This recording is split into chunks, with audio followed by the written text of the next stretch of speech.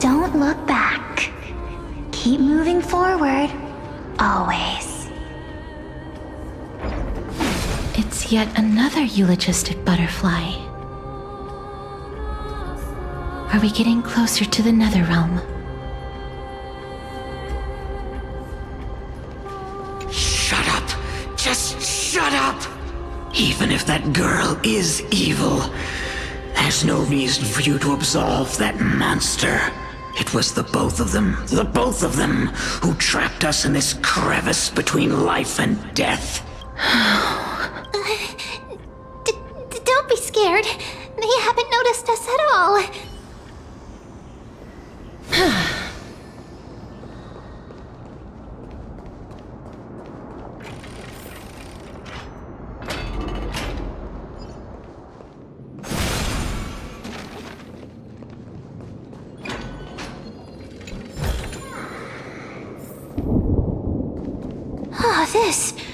This is...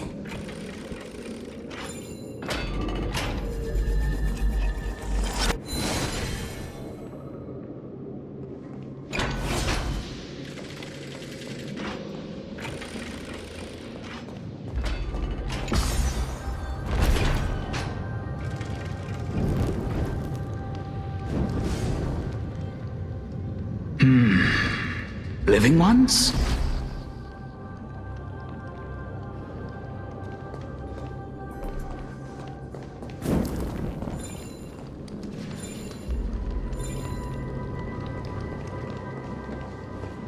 Oh, could you be the scions of Styxia? Did you hear about the great work that I'm doing here? And have thus arrived to give me the last material that I need for transmutation? Great work? Have you heard of the great name of Pollux, perchance?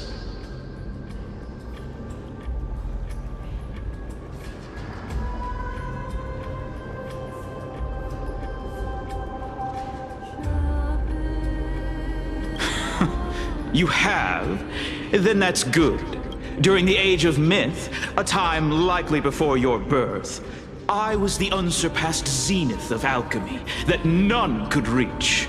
On the shoals of the River of Souls, I shall make Pollux soar again and bring death back to the world. But didn't that dragon already bring death to the world? Oh, looks like you don't know the whole picture. Well, it's true that the missing girl can grant death to mortals. Pollux, the one who delivered her onto this world, makes it so that humankind cannot die. So, it's just as I feared.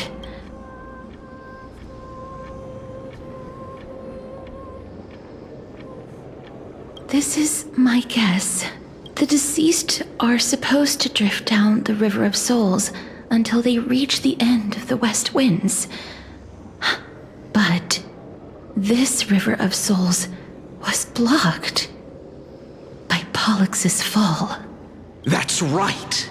That's why it's imperative that I bring the dragon back to the mortal realm and make it soar the skies again. I have long since prepared my alchemical matrix in the tower. Although, I am still missing the most crucial material of all. That final ingredient, the final sacrifice, is none other than the girl who lives out her days with death. Huh? What's going on? You didn't touch him, did you? I know that I am no longer capable of carrying out that task. Take this, all of you, and please fulfill that great undertaking on my behalf. This... We had been inebriated in Fagusa's feast for too long before we began to seek divine bestowed death, so that we could be freed from the whims of fate. However, that brought doom upon us. Instead of summoning a supreme god, we encountered a monster that cut off the River of Souls.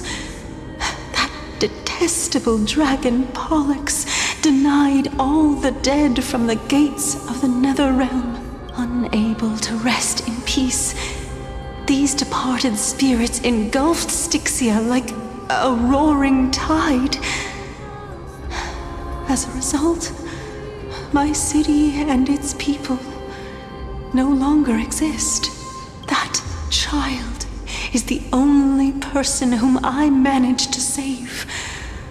Born within the evil dragon's abdomen, she has possessed the talent of death since her birth. She must have been granted to us by the gods as a chance for us to atone for our sins. Please, you must nurture her to adulthood and prevent her from experiencing all of the suffering that we went through.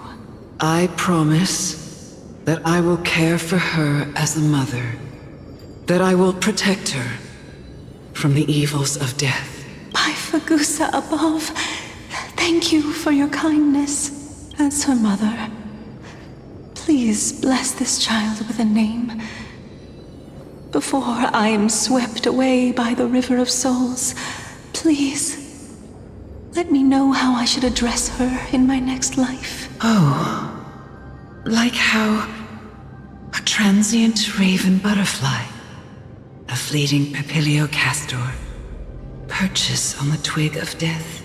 Castorus. That shall be her name. That's where my name comes from? The sound's back. What is making that ruckus?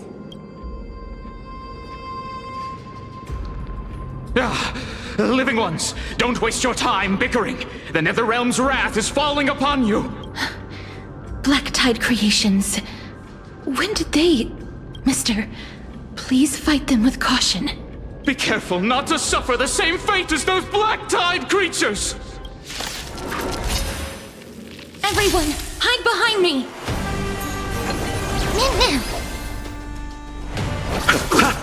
I've heard the call. Serenity is before me. Life is not so fragile. Mortals, I will watch over you and guide you on your path. Wiltier, Me! as you wish. Bloom. I can't thank you enough. Eternal step. Dead return!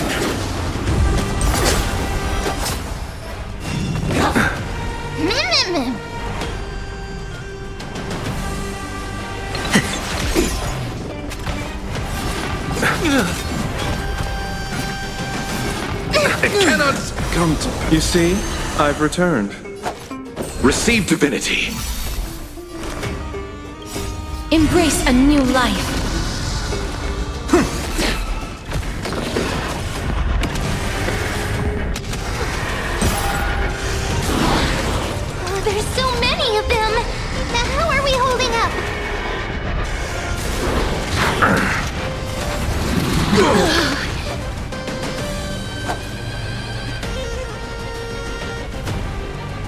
Bloom. Eternal sleep. The dead return! Repay. Torment and doubt, farewell. Return to dust! In this, mortals, I will watch over you and guide you on your path.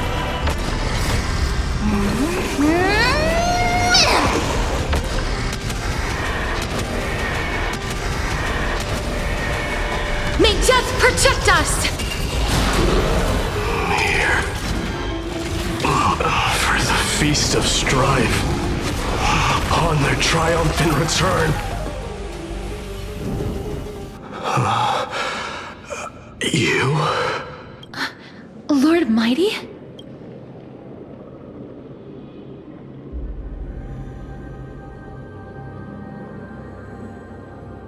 Lord Mighty, you've been through some tough battles once again. That black tide is endless. My death is only temporary. I will find my path of return and go back to the world of the living and continue my protection. Lord Mighty, I have always wanted to. Why does death reject you? I'm the one resisting it. I must resist the temptation to go with the flow. I'll go against the current and kill my way out of this cursed nether realm. That is my destiny.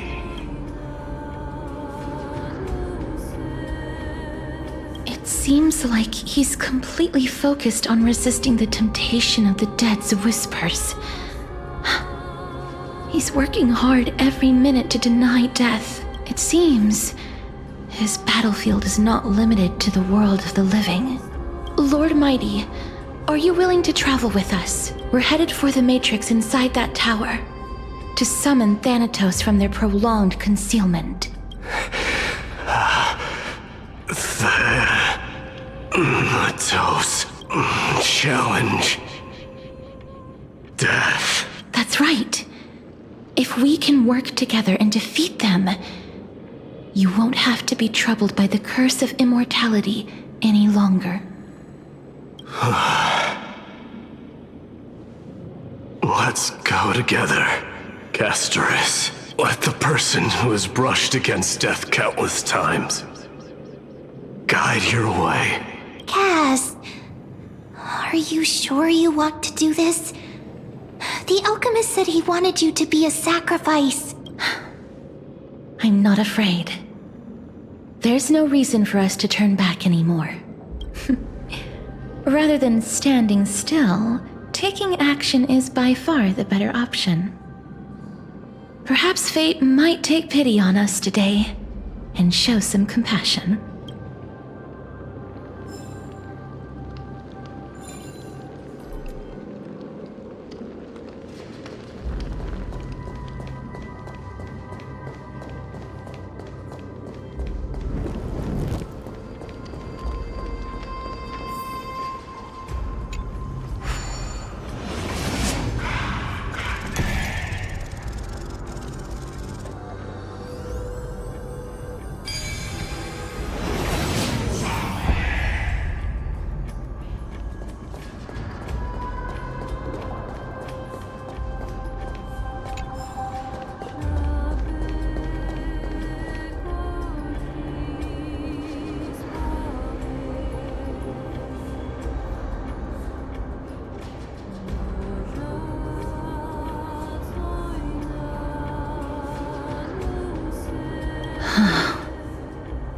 This is going to be difficult.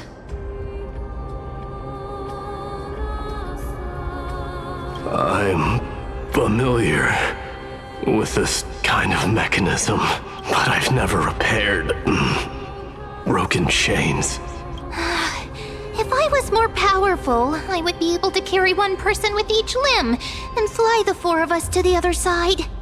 The Rune of Recollection is here, but I can't find the miracle orb anywhere. So weird. Oh, could it be in that collapsed tower in the distance? It's still up to me to step up in a crisis. Wait here. I'll go check things out.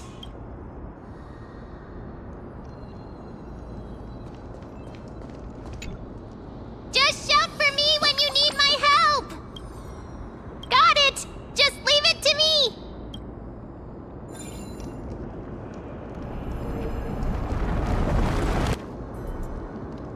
Mem did it! The pink squirrel is very smart.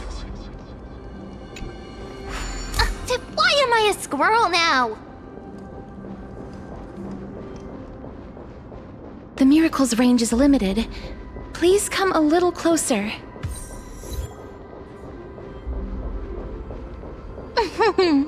Aren't I a good fit for Orynyx's priest? Of course. You're the most competent priest ever.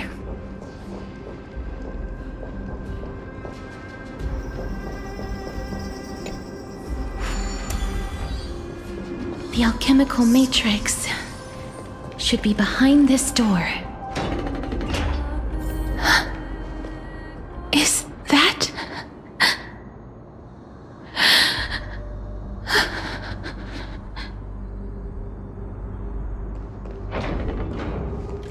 Wow, there are so many of you! It's little Cass and little Gray. Oh, there's also little D and the pink puppy! Trian? Aren't you... What?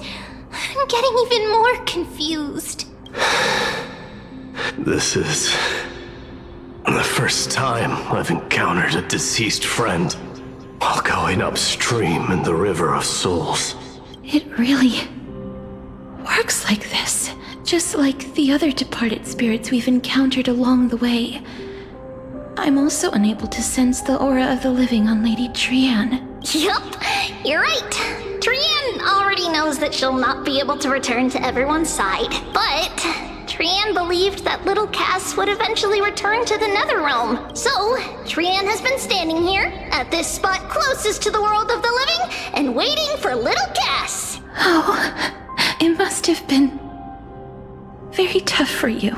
But according to what Trian said, we're almost at the entrance of the Netherrealm. Trian promised Trevi and Trinan that when little Cass got here, Trian would get the gift ready and be the first person to run over and welcome you. So, little Cass, don't cry. Please, accept this. We finally finished it.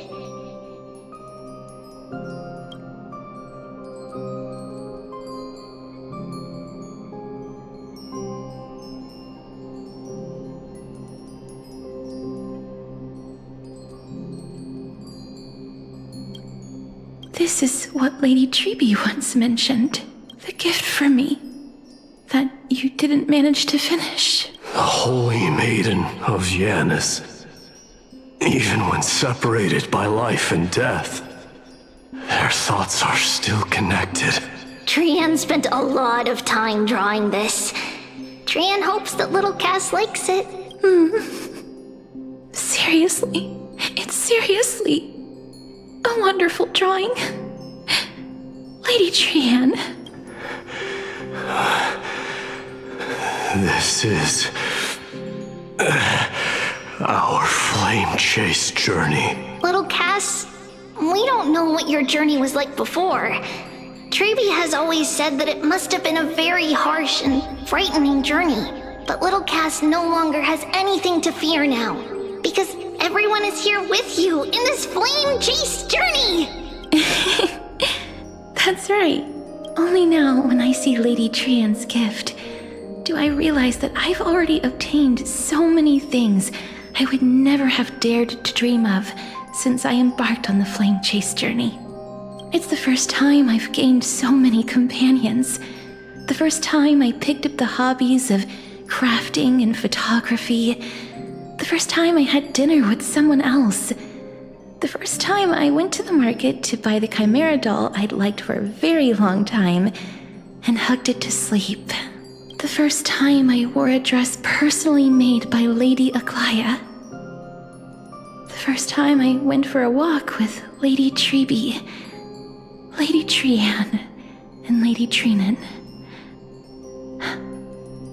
The first time I enjoyed the night breeze and looked up at the stars with Miss Hyacin. The first time I took care of Dromesis with the Trailblazer. Looking back at all these experiences I never thought were possible, it feels as though the scales of my life had shrunk from centuries and decades down to minutes and seconds. And all of them are so precious. I took countless photos in the past, but they're all black and white landscapes. I don't have a single one with friends. If I had known, I would have taken more pictures.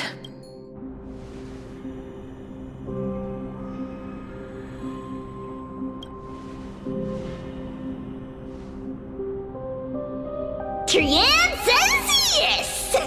Trianne likes little Cass and would love to take a picture with little Cass. Sadly, being departed souls, our images cannot be captured in the world of the living.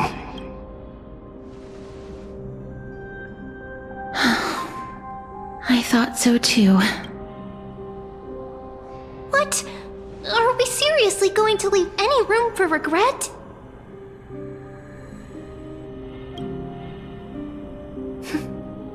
There won't be any regrets. This vivid drawing surpasses any photograph from the world of the living.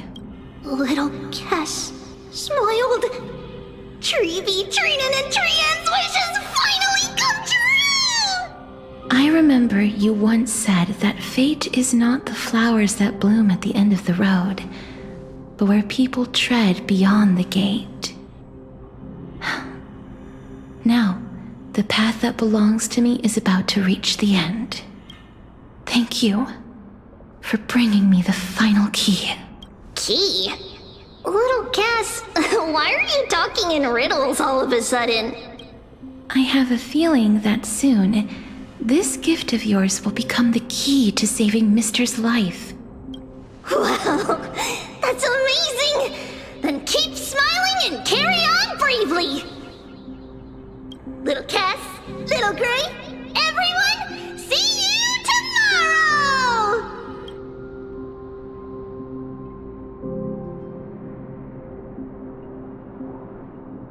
Lady Trianne. The aura of this place. We have indeed reached the end of the stream of souls. If I go any further, I might lose myself. I must leave now, for the black tide still wreaks havoc in the realm of the living.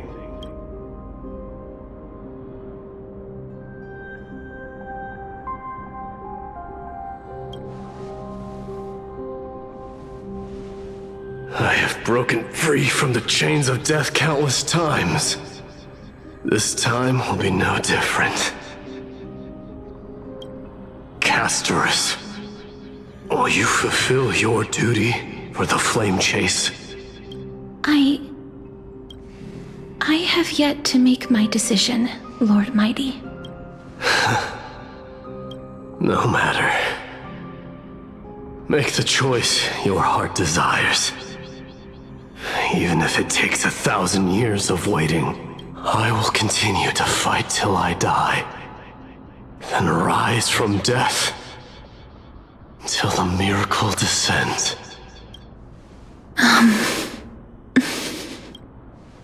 There is one more thing you should know, Lord Mighty.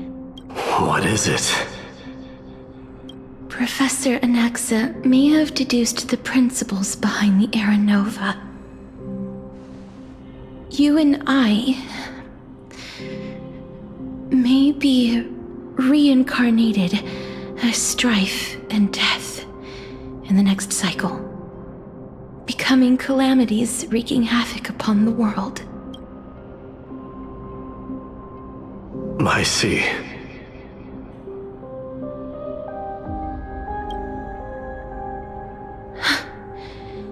Is that all? Are you going to accept such a fate without complaints? Do you have a strategy to shatter the shackles of our fate? I haven't found it yet. Perhaps I never will. Then, cease wasting your thoughts on futile matters. Control what little you can. And when fate's inescapable grasp comes, resist it with the strength of your mighty will. Thank you, Lord Mighty. I will find the right decision.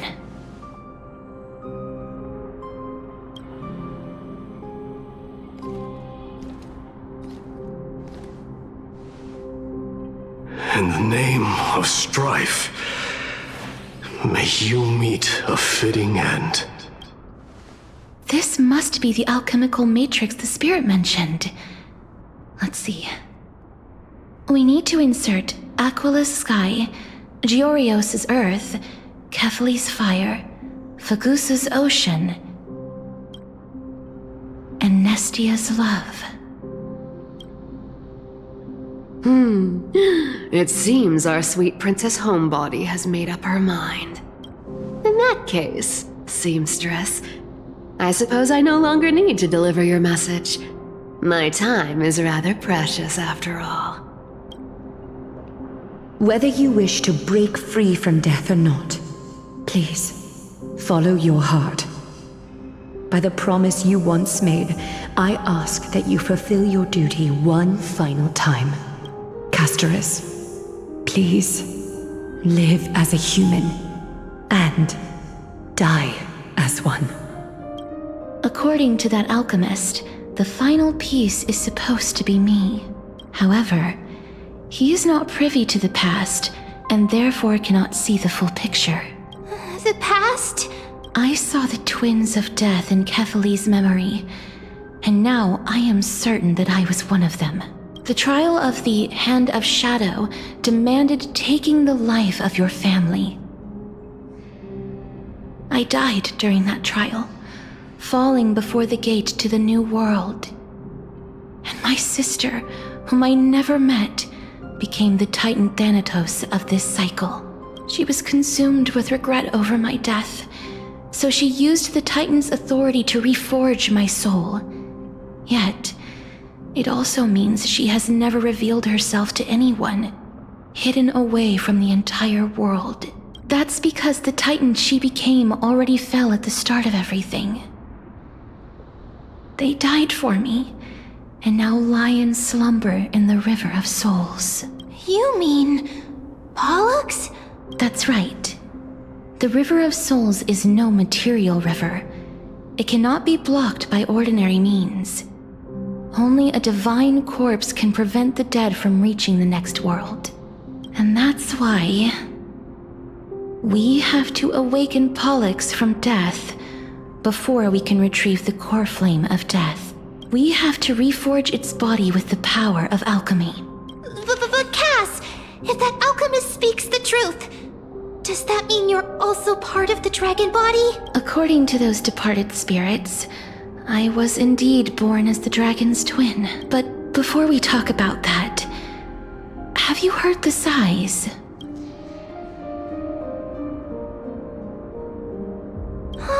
I heard them too. So what are those? I think it's probably the sign of Pollux's wish being fulfilled.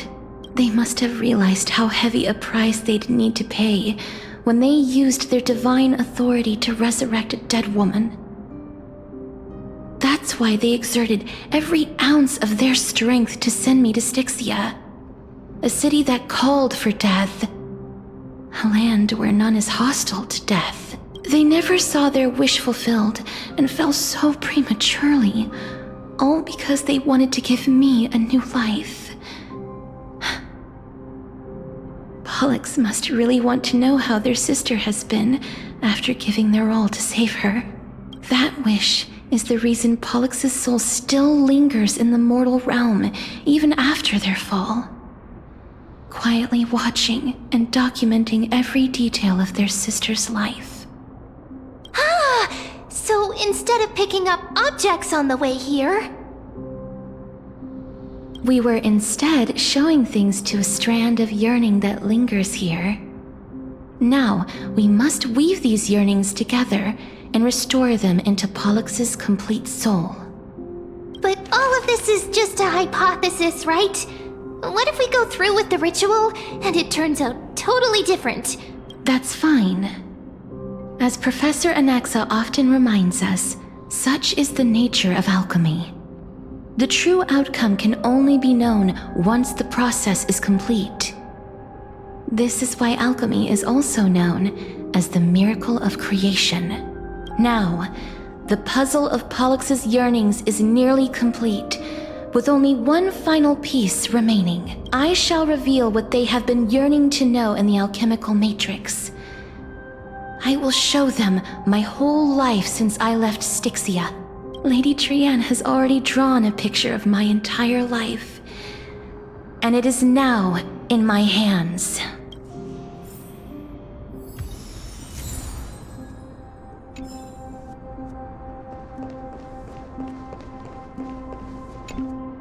Then, let the ritual begin.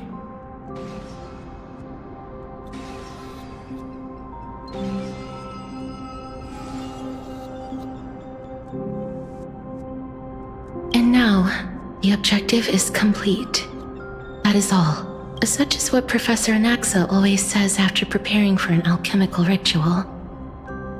And now, Pollux, I shall lift you from the river of souls and reforge your soul. Perhaps you will be disturbed by this, and your body may become horrifying to behold. But if even the slightest trace of your soul remains, the soul that once ferried me to this side of the shore, then please, look at me. I wish to thank you in person. I have obtained everything you sacrificed your divinity for. Lady Almanette. Did she recognize you? Oh, she must be the first soul we can communicate with here, right? I'm afraid she is just another spirit trapped here, like the rest of them. The only difference is that I was there when she died. Please, go on. I'm listening. Are you about to tell the story of Styxia? Yes. You're just as smart as I imagined, but... never mind. Now's not the time. There's no need to worry, Elder. Take a look around you. You're already at the resting place of the dead. The world of the dead? But how? I understand that you chose to remain silent about the story to protect Castorus, the girl who coexists with death, but you no longer need to hide that story. I can assure you that you have protected that girl's life well. Oh, well... in that case, let me begin. Styxia, the pearl of the ocean, plagued by unwarranted calamity and ravaged by death in the fairy tale. It was the first city-state to shift their faith towards death, even before Idonia did. From where you stand now, I suppose that's a bit hard to believe. Right? Indeed. I cannot imagine that those from the Era Chrysia, blessed with eternal life, could ever yearn for death. I have pondered the same question, child. But I am afraid there is no clear answer to it. Journeys and epics are only glorious and magnificent because all things eventually fade to dust. That's how someone once explained to me why death isn't necessary to the world. But I still can't take that as the final answer. Would a world without journeys and epics be worse off? I take it the one who spoke this line was a general, or perhaps a warrior. I, however, did find some inspiration in these words. Would you like to hear my thoughts, Castorus? Please enlighten me, Lady Amunet. Though I have already made up my mind on how to handle the authority and core flame of death, your words might truly guide me toward the path forward. You and I are neither warriors nor generals. Therefore, journeys and epics cannot truly resonate with us. But what if I reframe it like this? What if love is not a trait bestowed upon mortals by Nestia, but a blessing? Love. No one ever invented the word cherish in the era when life was eternal. For all the good things in the world could be revisited endlessly, and every bond formed carried no risk of being severed. The so-called Era Chrysia was an age devoid of both virtue and sin. People did not truly live. They simply existed, going through the motions without passion or purpose, then waiting for something to happen. Perhaps the people of Styxia chose to embrace death not out of fascination with its cruel and fearsome side, but instead became fixated and obsessed with the impulses and desires tied to a finite existence. Therefore, death is not a thing of fear and desperation, but... That's right, Castorus. It is the reason we shed tears when parting ways, and also the original spark that ignited the passion of mortals. If you truly intend to deprive the world of death, then be prepared to witness it return to a state of stagnation. I understand, Lady Amunet. Our limited lifespan shapes all that we know and love. Not even the Death Titan has the right to take that away from humankind again. Nestia's love was the chrysalis of gold's first blessing, but it most likely wasn't understood by mankind. We only learned to interpret this wonderful gift after Thanatos' arrival. If the world was bereft of death, then the Queen of Styxia wouldn't have played midwife in delivering me into this world. You wouldn't have welcomed me into Idonia, and Aglaya would never have invited me to join the Flame Chase journey. None of these stories would ever have happened, and I would never have lived, let alone found happiness. Thank you, Mother.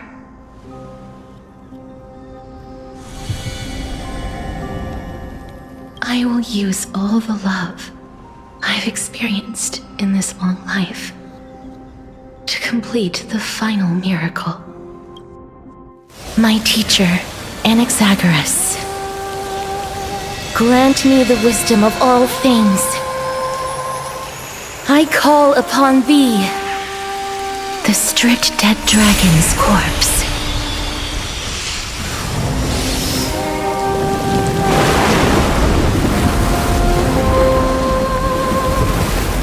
Rises from the earth, falls from the sky.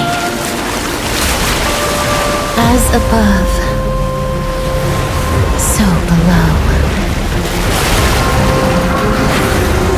This is the greatest power of all powers. Unstoppable in this world.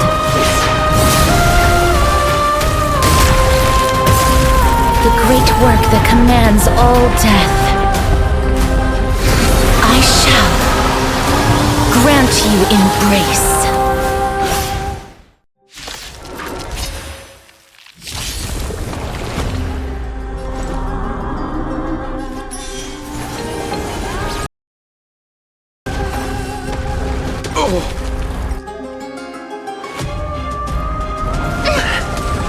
Is the girl who once saved my life truly gone?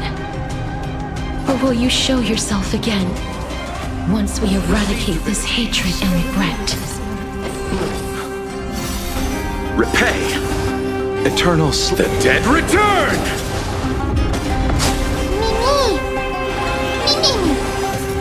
Life is not as you wish.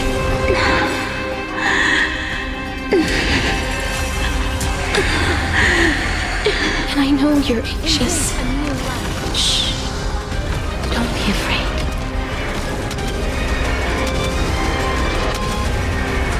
May death protect us!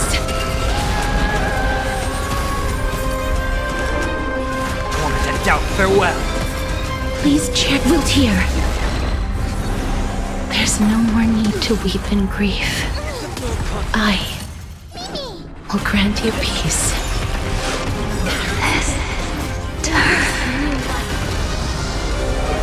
Yes, it's me. I'm back. May death protect us! This mortal will watch over you and guide you on your path. Be careful. They may be moving by instinct, but there is fury welling up within them. Divinity. I shall remember this warmth. Heard the call.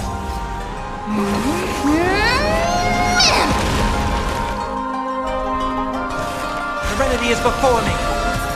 Life is as you wish. Mimi!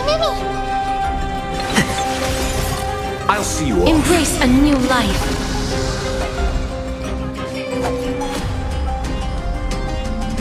Bloom. I can't thank you enough. Eternal sleep. The dead return!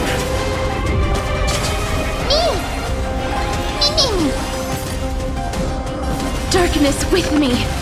Receive divinity. Repay.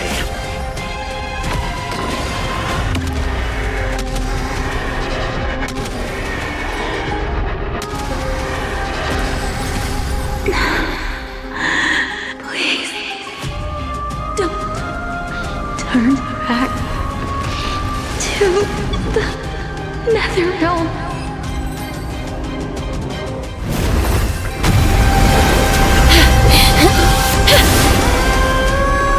Oh, death. Sleep in peace.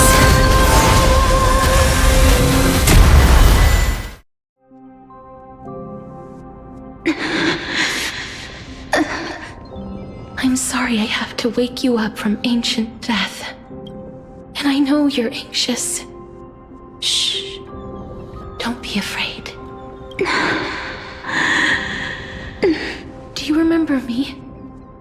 I'm the girl you once carried across the Sea of Souls. I'm sorry I wasn't able to remember you, but with the help of many people, I was finally able to pick up these broken fragments of my past. I'm back, Pollux.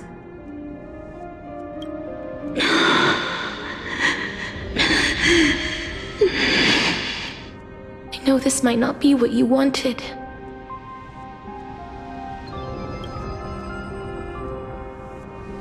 But I have to do this.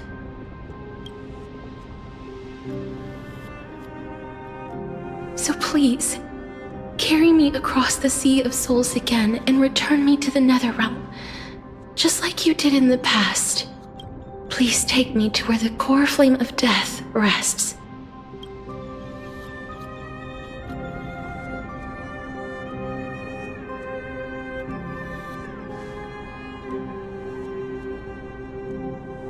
I'll be going now.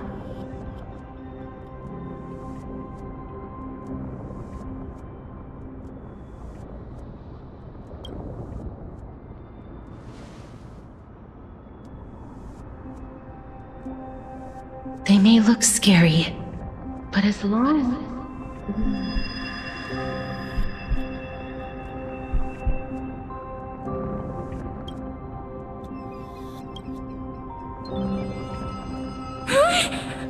What's wrong?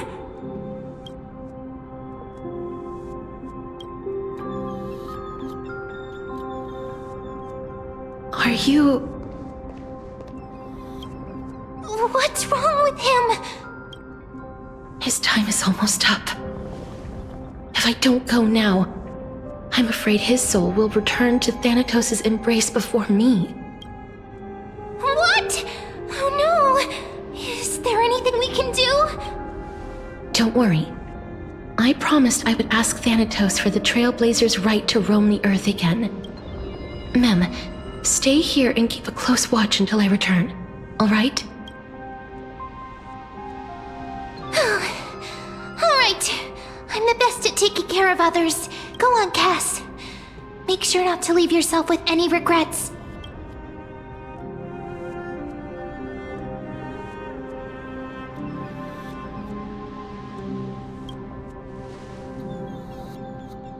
That's not funny! It's a deal then.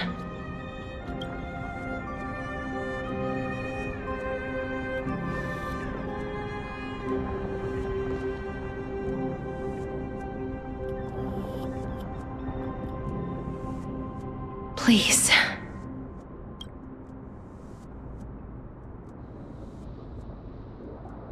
Wait for me.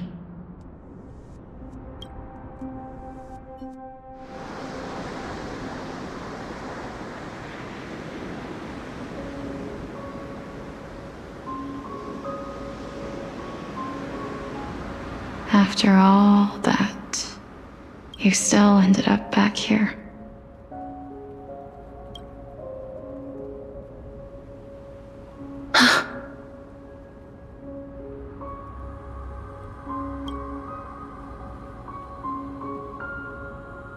So the legends were true. The Netherrealm really is a sea of flowers.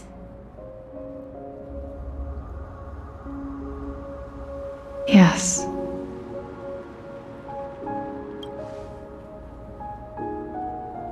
Just like the flower fields we tended to back then.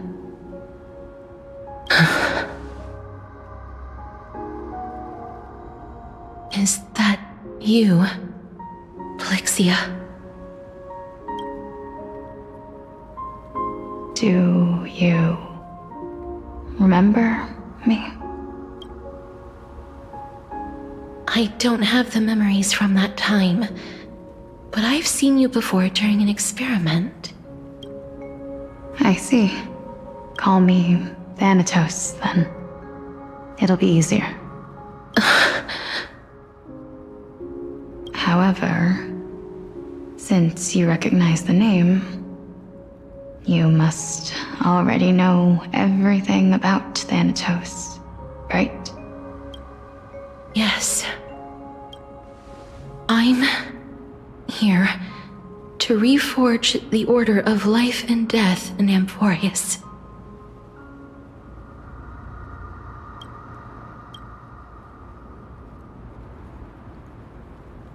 You know, my sister was a sympathetic, but rather sensitive person. Whenever she didn't want to say what was on her mind, she would avoid eye contact and look off into the distance. Just like what you are doing now.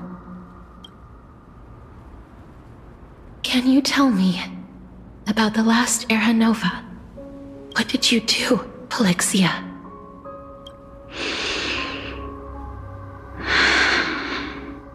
Where should I begin? I suppose we can start from the beginning. A long, long time ago, there were a pair of like-minded twins. As foretold in the prophecy, They were chosen to be successors to the god of death. But fate was cruel. The price of attaining divinity was to take the life of a family member with our own hands. That trial was indeed recorded in that memory. Then you should already know that my sister voluntarily gave up her own life so that I could ascend as the demigod of death. But I couldn't accept that. Why did we have to kill each other for a future she'd never see herself? That's not fair. So, while weaving the laws of the new world, I shattered the forbidden bottom line for life and death. I reshaped my sister's soul and took the form of the great dragon Pollux to carry her up the River of Souls and back into the mortal realm. But our fates were already decided and manifested in unexpected ways in response to my futile actions. Aging is an unbreakable law of nature laid upon humankind, created at the same time as death. When the living die, their souls will meet Thanatos, who would determine where every soul goes. If the Reaper raises their left hand, the soul is granted death and allowed to enter the Netherrealm to await reincarnation. If they raise their right hand, the soul is rejected by the Netherrealm and returned to the mortal realm to continue walking the earth. That's why the Hand of Shadow can only lay down judgment and not embrace another being. Yes. Death was originally a pair of hands, but they were split in twain when we reached the mortal realm, never to touch each other ever again. The half of Thanatos that represents life, the undying human who grants death, that was the curse I forced upon you. Then, what about you? As the half of Thanatos representing death, I shoulder the fate of defying death. I died the moment I entered the world of the living. From then on, my Titan also no longer existed in this world. The cycle of life and death stopped. Souls were denied their audience with death and were left stranded within an ever-rising river of the dead. What irony. My selfish desire to save your life gave you and the world a fate far worse than death instead. Then, what was left of my reason was left behind in the Netherrealm, where I've been taking care of these flowers day after day, until there is now a sea of them, all while mulling over the subject of life, death, parting, and enduring an endless loneliness. Fate is absurd indeed.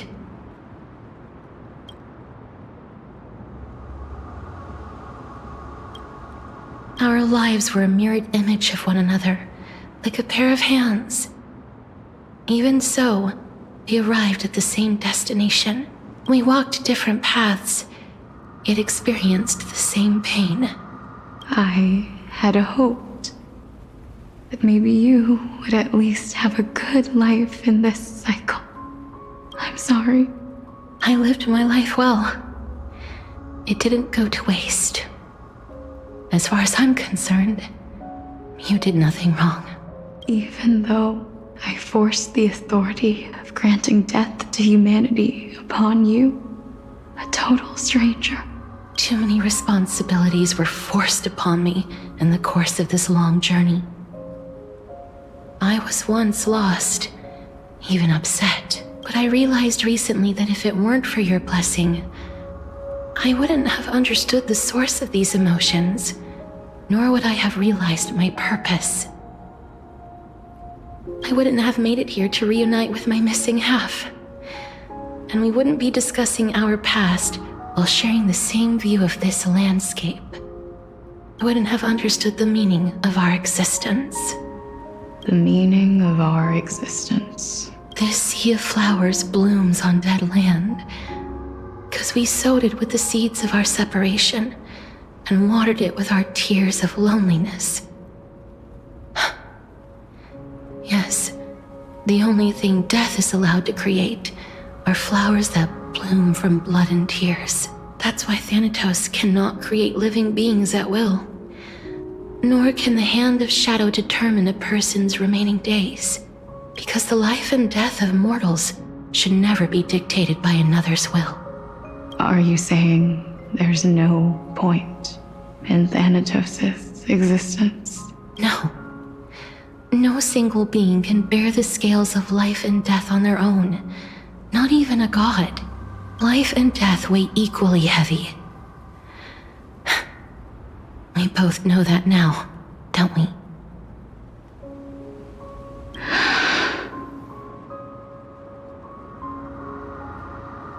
You, too, must have had a difficult life.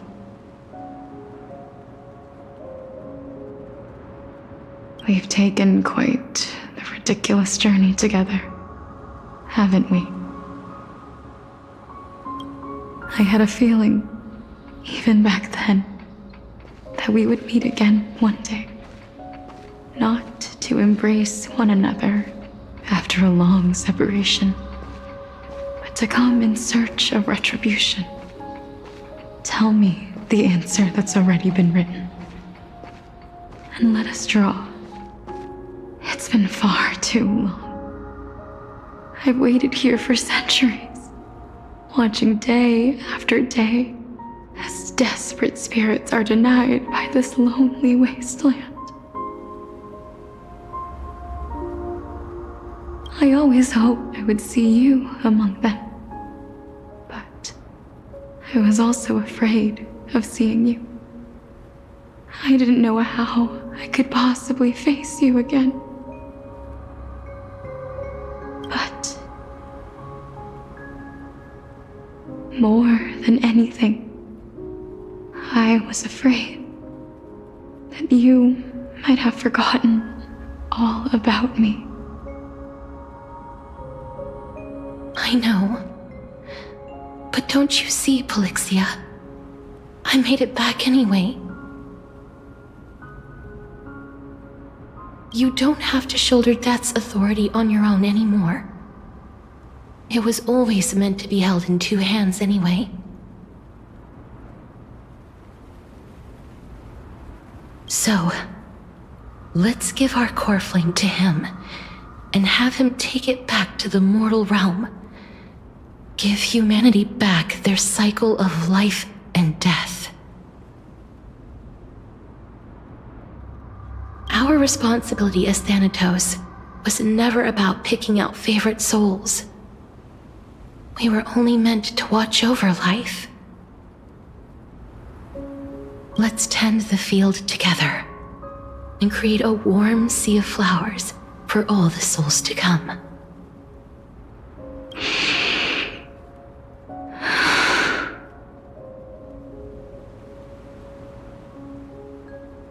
What do you think, Polixia? Yes, just one last step. You shall wither, and through that, the dead will sprout again from the remains, and be reborn with the dead flame. As foretold by the prophecy, Thanatos' authority is only destined for only one person to wield. As the Chrysos heir of death, as their demigod, as a titan. Our fated moment has arrived once again. Just like before.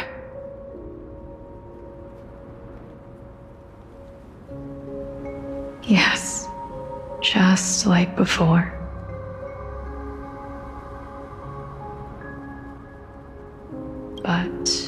Unlike that time, the ones undergoing the trial this time are prepared. You've made up your mind?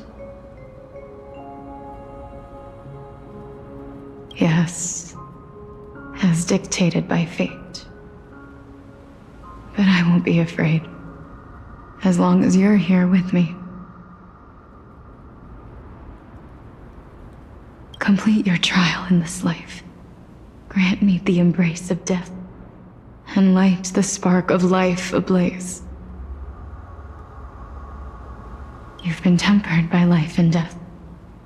I know you'll be able to give this wasteland its first breath of life, like a raven butterfly, flying swiftly into the Netherrealm, perching on the twig of death.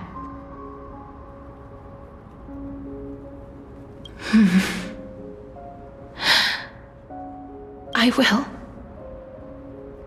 After this, I will remain permanently in the Netherrealm.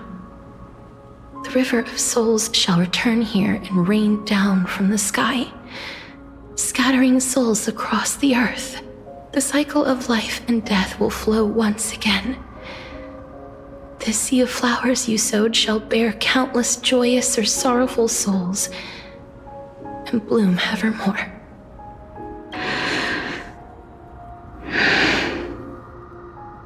Thank you. Just one last thing. Can you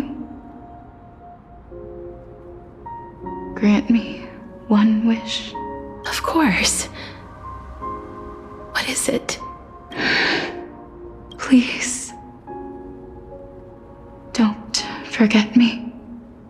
I promise you, when we meet in the next world, even if I have endured another reincarnation, even if we do not know each other's names, I will still hold you tightly in my arms. Just like what I did when we were born.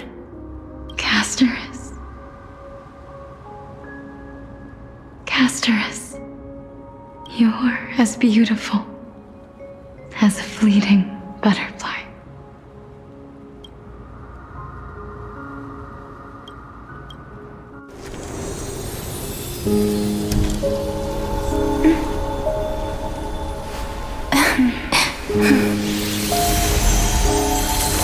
I will bring rest to death.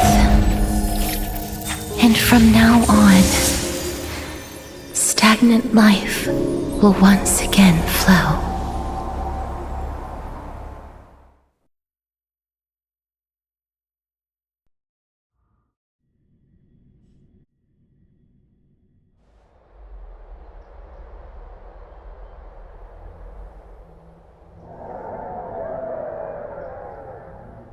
Time flies.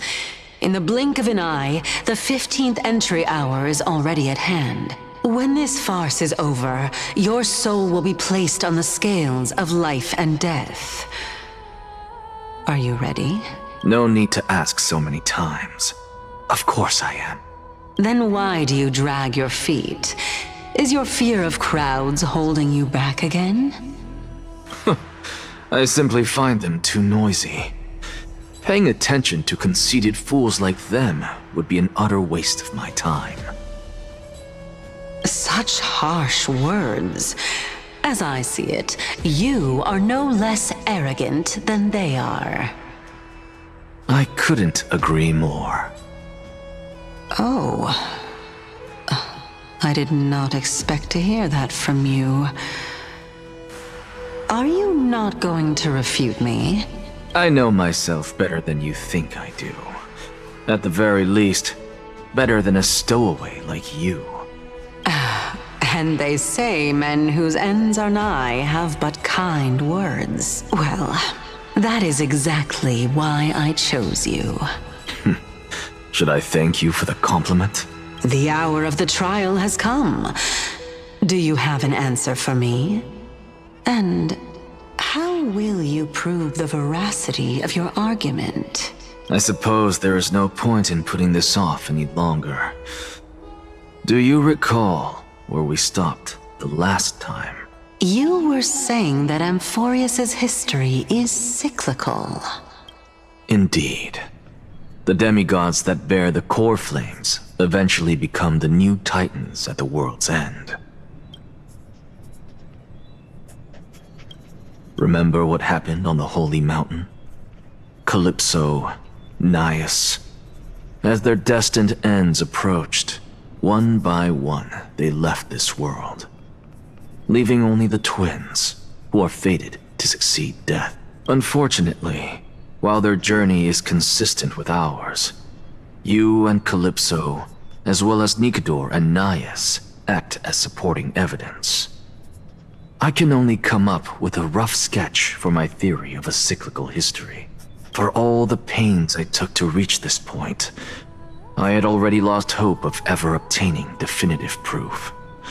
After all, the past is in the past. Proving that we are the legacies of heroes of the past is a hopeless endeavor. That is, until I met a girl named Polixia and her sister. If Castorus was truly sent from the past to the present for the Titan's self-serving reasons, then having lived through 2 cycles, and with Styxia as the pivot, she will no doubt be the link to connect all of this together. If the Twins of Death can bridge 2 cycles to reunite at the shores of the Sea of Souls, then my hypothesis will no longer be just a hypothesis. And you too will get the answer to your question. Well, that is all well and good, but how can you be so sure? If there is even the slightest error in your hypothesis, the girl will be shattered. It matters not. The most important quality a scholar must possess is foolhardiness.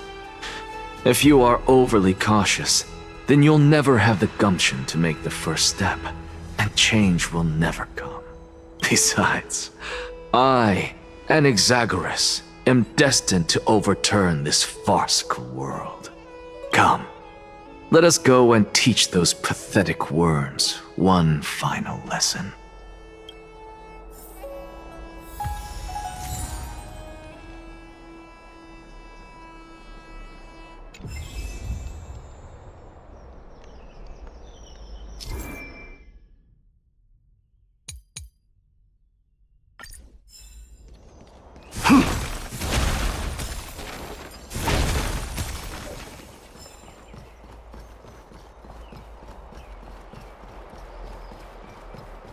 Fine. So they are leaving the final debate to him. Let those Chrysos heirs who started this terrible war hear you. Let them hear the voices of the people! As always, that woman knows how to stir up a crowd. Professor Anaxa, I thought you'd pass on this. Everyone must cast their vote, or this assembly would serve no purpose. Prof, do you truly think it's wise to entrust the fate of the world to an assembly like this? Akama has stood strong under this system for 1,000 years. It stands to reason that there is purpose in its existence. But that is not what you're asking, is it? What you really want to know is Aglaya making the right decision in entrusting the fate of the world to you? Nothing ever escapes you. I didn't spend all those years teaching you for nothing. Most people only take 4 years to graduate, if I recall. To tell the truth, I feel like I'm on my way to an execution chamber instead of a podium. So, do you have an answer to that question? No, I don't. I thought so. Because that question is not yours to ask in the first place. Is Aglaya entrusting the world to you the right decision? Don't make me laugh. That is a question that woman must answer herself. Why are you fretting about this on her behalf? Or have you been seeing yourself as her pawn all this time? Listen up. I'll say this only once. Flip your perspective around and ask yourself this instead. What should I do to ensure that the world doesn't stray from the correct path? That is what you should be thinking about. You still have time, so give it some thought. Oh, and don't bother telling me the answer. Tell it to those begging for salvation from the gods. Got it. Thank you, Professor Anaxa. That's Anaxagoras to you. Who will you be voting for?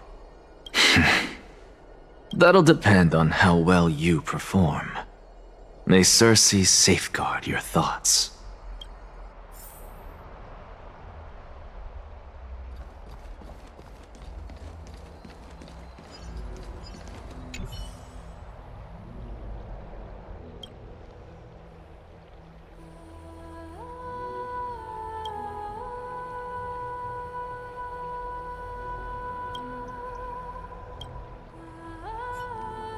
I actually don't necessarily mind things remaining the way they are. Elders and citizens, silence, if you please. As the Theoros, I present to you Finan of Ides Elysiae, virtuous citizen of Akima, and the last speaker of the Assembly. Much obliged, Lord Lycus. I remember him. He's the penniless lad working for Aglaya. Where's Lady Goldweaver? Why is she sending this guy to give the last speech? Is this really the end of the Flame Chase journey? Can this dude really face down kindness? I actually don't necessarily mind things remaining. By Kefali above. Dear citizens of Akima, as you look upon me, so too do I see you. I see your fear and misgivings, your apprehension about the discord between the Chrysos heirs and the Council of Elders, and your uneasiness about the future of the Holy City. Yet, before you contemplate something as grand as the fate of the world, I ask that you look closer. Look beyond the horizon illuminated by Kefali, at the crisis threatening to overwhelm us. What? Ides Elysiae, my beloved hometown, is a village forgotten by time. It is a place with the most invigorating breeze and wheat fields that spread all the way to the sea. I once thought that there I would enjoy a lifetime of peace and quiet with my friends and family. How I wish I could invite all of you to that paradise, far from the noise and chatter of the world. Alas, I can't, because she and all that she nurtured, all that I loved, they have long been devoured by the black tide. My beloved home is no more. I will never forget the day the black tide struck. My father, Hieronymus, fought with a broken sword to his last breath to protect his child. My mother, Aldada, she was ripped apart by monsters. Also, I might live to stand before you here and now. Galba, he was a hunter.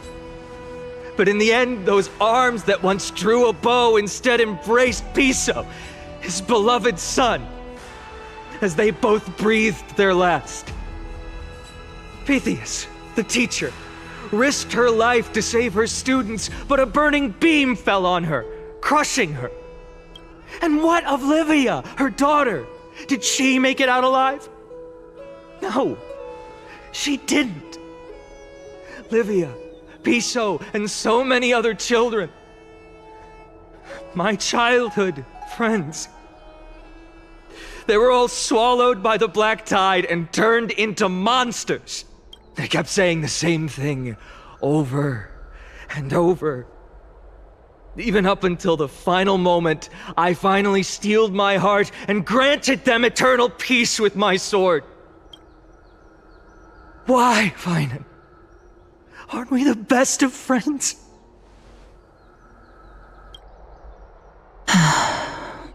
That is the Black Tide.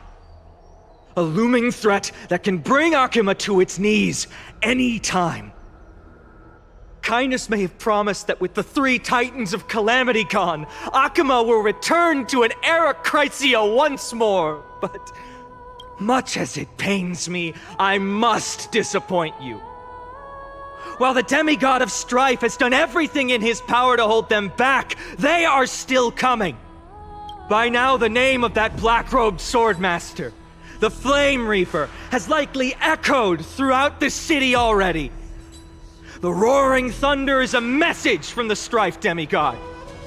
The Flame Reaper has risen from death, and they hunger for the core flames of the gods.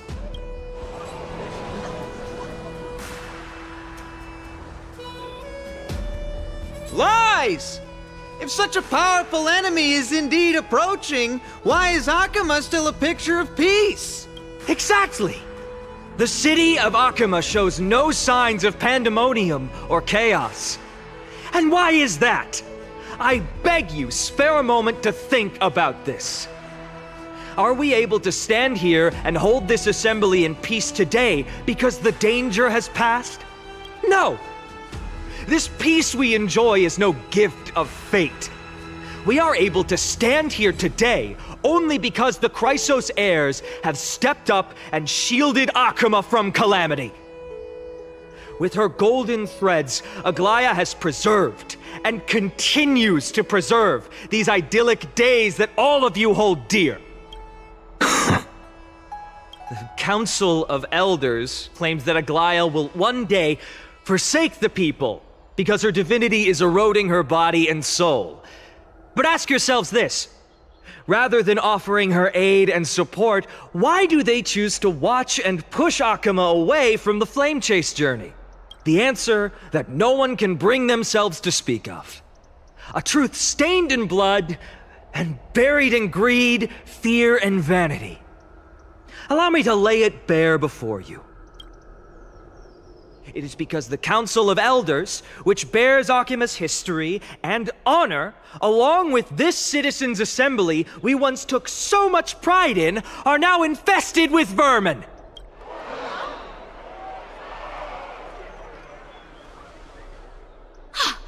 You insolent whelp! How dare you! It is true that Aglaya has reached her limit. Why? Because she has been working tirelessly to weave the defenses of our holy city against the encroaching evil. All while these vermin are making up baseless accusations about her and scheming in the shadows. Not once has she ever failed Akuma. Yet these vermin attempt to tear her apart, tarnishing her name with unfounded allegations. She may have been blessed by divinity, but hasn't her heart always stayed true to humanity? They attempt to mislead you and reduce this assembly to a crude standoff between gods and humans, but citizens of Akuma. Once more, I implore you to open your eyes and look at those around you. Examine them closely. Beneath all that finery, do you see the good heart of a human or the poisonous glands of a pest? Make your judgment, then turn your gaze to the demigods whom so many of you regard as cold and merciless. Do you not see the light of humanity in them? And those who wear the mask of humanity yet utter only hurtful, slanderous words. Can you not see that their souls have been corrupted by power?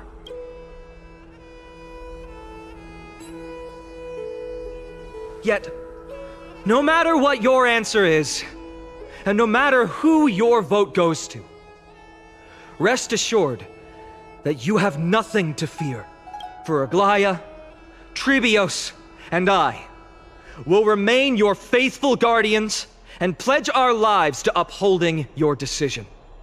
And this vow will stay true until the end of our days, where it will be passed on to future flame chasers. A steadfast and unwavering promise that shall endure through the ages. Absolutely right. This race of heirs have only our best.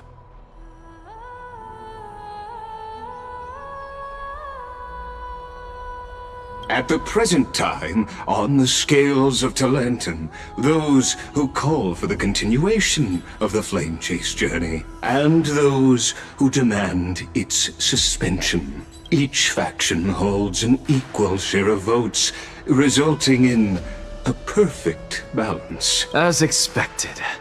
This is the moment when the Flame Chase journey is the closest to its end. And now, it's your turn to vote, Lord Anaxagoras. Is there anyone else who hasn't voted? No, you're the last. Cast your vote with care, for your decision will break this impasse. I have long since made a decision. Very well. May you bring much needed change to this farcical world. The last vote. Vote for kindness. Who will you vote for? Talk about a grand entrance.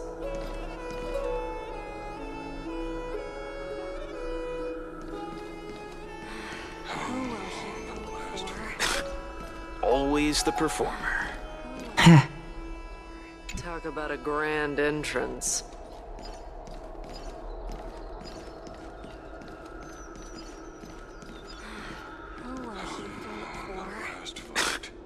Always the performer.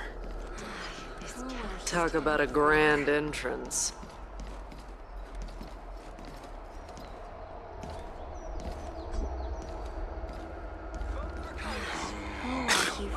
Always the performer. Is cast. Who will he vote for? Who will he vote?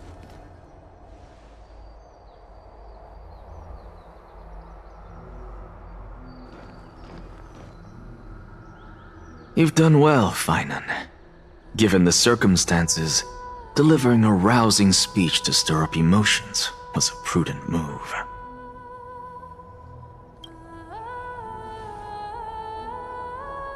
Thank you all for your patience. On behalf of the 7 sages of the Grove of Epiphany and the scholars of Amphorius, I, Anaxagoras, am ready to cast my vote. But before that, in the interest of fairness, Lady Goldweaver, I pose a question to you before all who are gathered here. Will you, as Finan has promised, stand by the decision made in the Assembly, regardless of outcome? In the interest of fairness, I make no promises, lest it should influence your decision. Very well. I thank you for your honesty.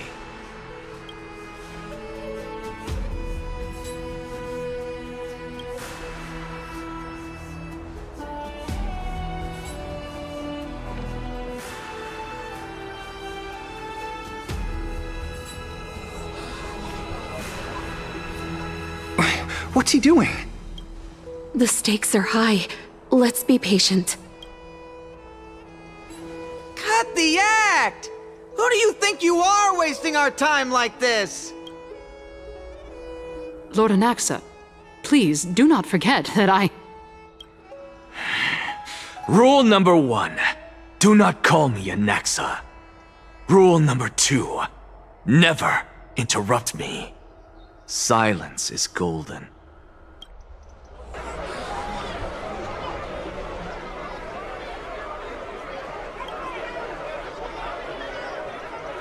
Just vote already. What are you waiting for?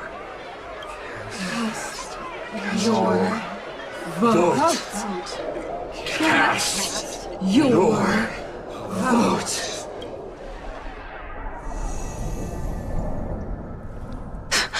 I cannot help but wonder, Is every hardship in the world something you will exploit and use to your advantage? How else am I supposed to make use of this situation where my body and soul are separated?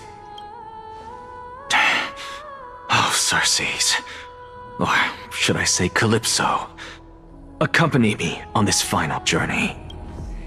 Let us journey to the Netherrealm and see how she will substantiate the answer to your question and validate my decision. We need only to follow the sound of the tides.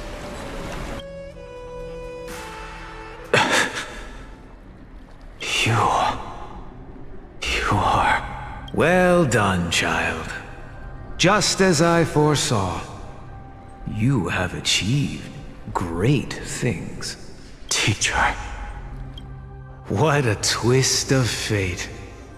A blasphemer raised in the doctrines of the Venerationists. It's like a foal kicking its mother in the belly after taking all her milk. I respect you immensely, sir, but... You cherish the truth even more. So, child, do not be troubled by the criticisms I have borne. Do not let those voices hinder you as you forge ahead. As the sage of the Venerationists, I am duty-bound to oppose you. But, as your friend and mentor, Anaxagoras, I say, go forth, for the truth is already in your hands. I will keep that in mind. Go now, child. Your lonely pursuit is about to welcome a new chapter. And when you reach the end of this journey, may we meet again with the truth before us. You have my word, sir. May Circes safeguard your thoughts. May Circe safeguard your thoughts. You are right, Empedocles. My lonely pursuit is about to welcome a new chapter. I must be on my way now. May we meet again with the truth before us, Empedocles. What are you waiting for? Just cast your vote. Silence! Silence, everyone!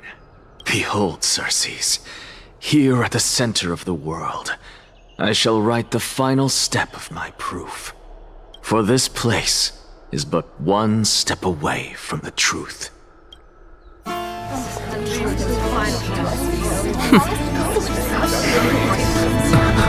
Professor, I completed the proof you wanted.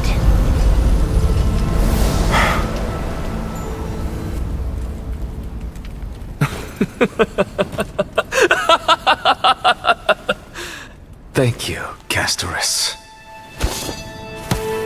The answer is plain as day. My vote goes to the Flame Chase journey and nothing else! Elder Kindness, I have deciphered the truth of this world!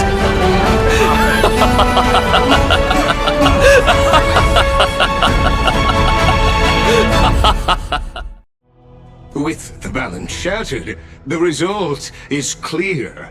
By carefully enter Enlighten above, as the Theoros I have observed. No! Ligus, you can't! Anaxa, what have you done? Have you lost your mind? I hope you are prepared for the harsh punishment awaiting you. Mark my words, I will make sure that clever head of yours never forgets the price of betrayal! Have you forgotten? I told you that happens to be one of my rare talents. You put on such a grand performance, just to aid their preposterous flame chase journey? Performance? No, you are quite mistaken. I may be paranoid by nature, but I've always been known for my honesty. If you really understood me, Lady Kindness, you'd realize that I never had any interest in your pathetic little game of politics. Factions, standpoints, They are jokes in my eyes. I have never once switched sides. Because I, and I alone, am the truth. Lady Kindness, with all the citizens here as witnesses, we should honor the spirit of democracy and respect the decision of this assembly. I have observed that Akama has chosen her destiny. This citizens' assembly has resolved to continue the flame chase journey. This resolution shall be put up on the wall of heroes, such that all citizens are aware of the city's way forward. You! It seems not everyone is ready for the assembly to end. Very well. Let me entertain you for a little longer. By your leave, Lord Lygus. Interesting. Elders and citizens, your attention, please. Stay for a moment more, if you will. Anaxagoras of the Grove of Epiphany has an announcement for the assembly. What is this performer up to now? Absolute flame chaser. What do you think he'll say? Just moments ago, all of you made a decision on the fate of Amphorius. As a supporter of the Flame Chase journey, it pleases me to see the choice you have made. But I regret to say that I still harbor doubts about this outcome. Thus, I hereby challenge this resolution. Tell me, who among you dare swear to Kefali's name that Era Nova will truly welcome the fairy tale ending that the Chrysos heirs have promised? A beautiful new world free of calamity and madness? Nonsense! No one? Must I pick somebody to answer? Very well. You, the one acting so wise and profound. In front of all present here, do you dare swear that it will happen for sure? No? Fine. Next. You, the one with ignorance written all over your face. Yes, you. Do you dare swear by it in front of the Titan? What are you trying to do? Useless. Your turn, then. With that smug look of yours, you must be confident that the Flame Chase journey is the best course to take, right? Hey! Mind your tongue! So, no one? I see. In that case, Finan, answer me this. Your speech was filled with such passion just now. How confident, then, are you in making this promise? Professor, what are you doing? Let him continue with his performance.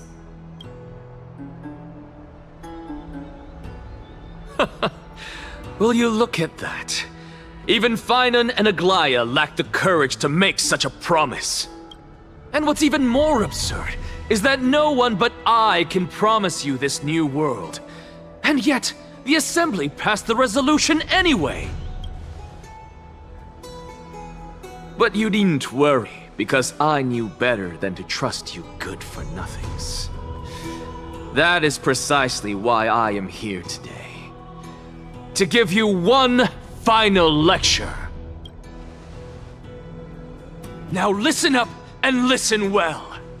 I, Anaxagoras of the Grove of Epiphany, hereby declare everything that the Flame Chase journey promises is true. Finan of Ides Elysiae, the prophesized demigod who shall succeed Kefali, will reforge each and every one of us in the new world with his complete, intact memories. What? The core flame-bearing titans were the Chrysos heirs of yesterday, and the Chrysos heirs who carry the core flames today will become the titans of tomorrow. All of our souls shall endure for eternity in the miracle of the World-Bearer. And all under Kefali's protection shall step into that new world.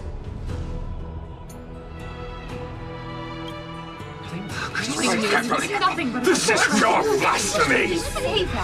It's impossible. What? Are you saying that we must bow down to you and worship you even in our next lives? Enough, you blasphemous imbecile! How dare you try to deceive us with all these lies and falsehoods? How can you prove? I told you, don't interrupt me. But since you've asked, I shall be kind and indulge you. My statements are based on my experiments on the divine body of Kefali themselves. You heard me correctly, everyone. With the tacit approval of Kindness and the Council of Elders, I fused my soul with the god through alchemy and learned the truth behind Era Nova. What is he talking about? Isn't that pure blasphemy? I, the vile, wretched blasphemer, deserve nothing less than death for my sins. And the Council of Elders, which granted me consent and aided in committing this atrocity, should face punishment alongside me! By the gods! Even Kindness has betrayed Akuma! The candle is gone. We're carefully above.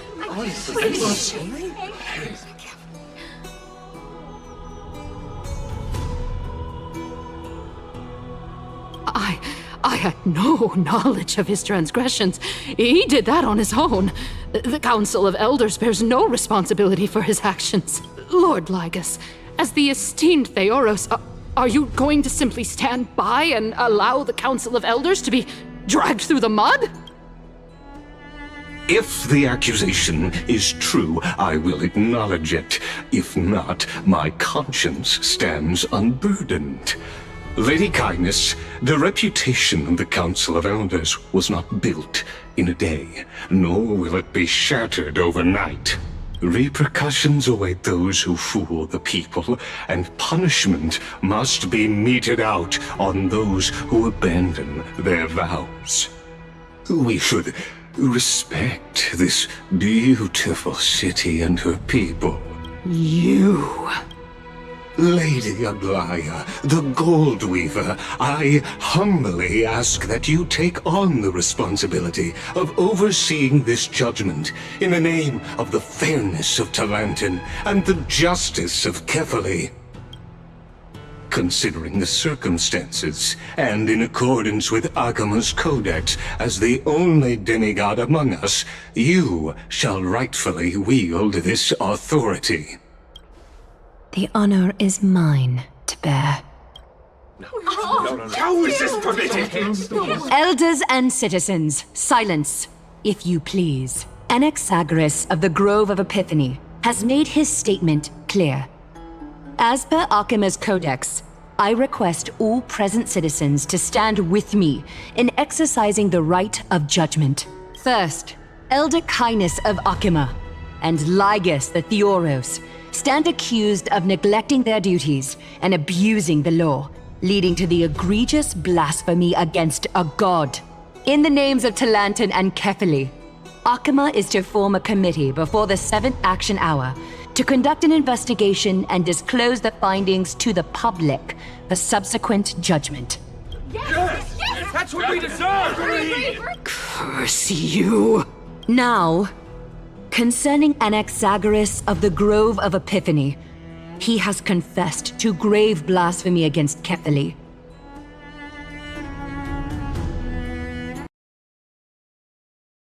In the names of Talantin and Kefali, the accused must be allowed to hear the people's voice prior to the execution, for a chance at a reduced sentence and possible pardon.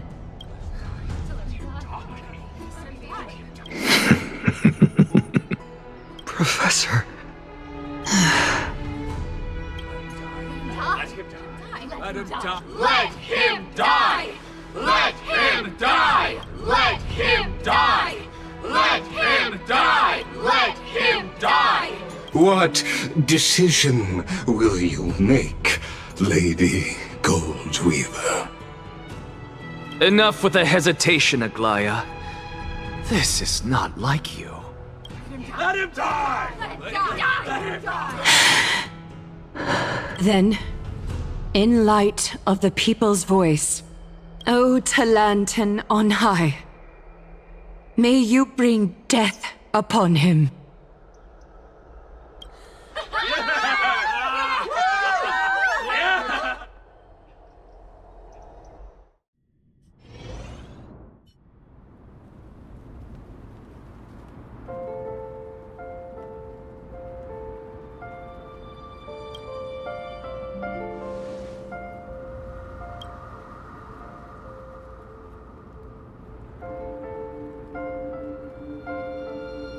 Allow me to reintroduce myself.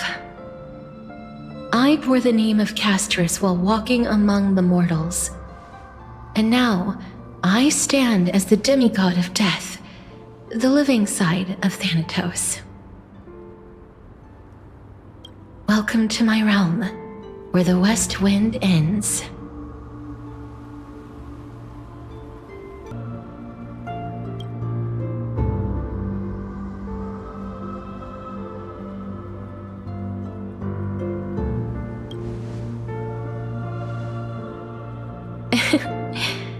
Every departed soul who has arrived here has expressed the same.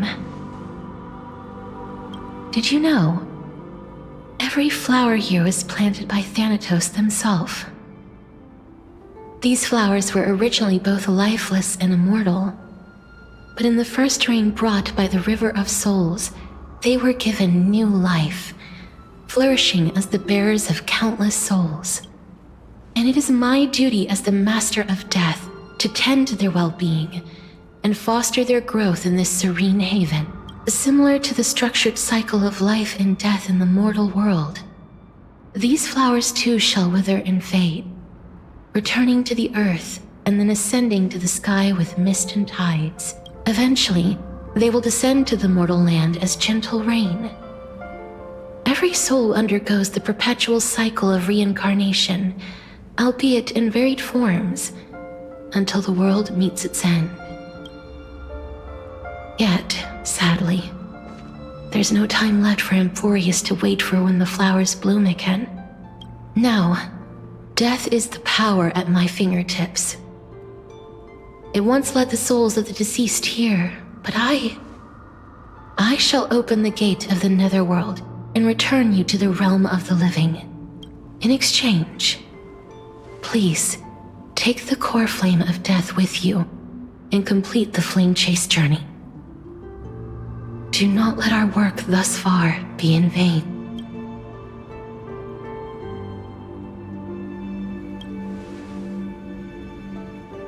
Rest assured, defying death is Thanatos' divine authority.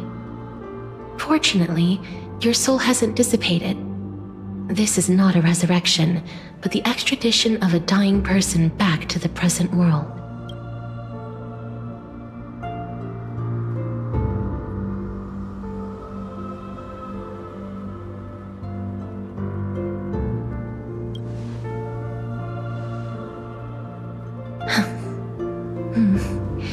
Just like the other demigods, I will stay here and embrace my destiny. That being said, it is not easy to guide a lost soul back to the mortal realm. The whispers of death are sweet and alluring. If your determination wavers, you will succumb and be forever ensnared by the netherworld's grasp. Please consider this a one-time exception. I will do everything in my power for the flame chase journey, and for your life, the only life I can save. I am glad to hear that.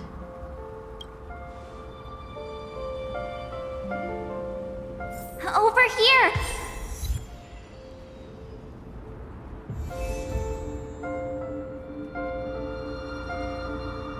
I believe in you.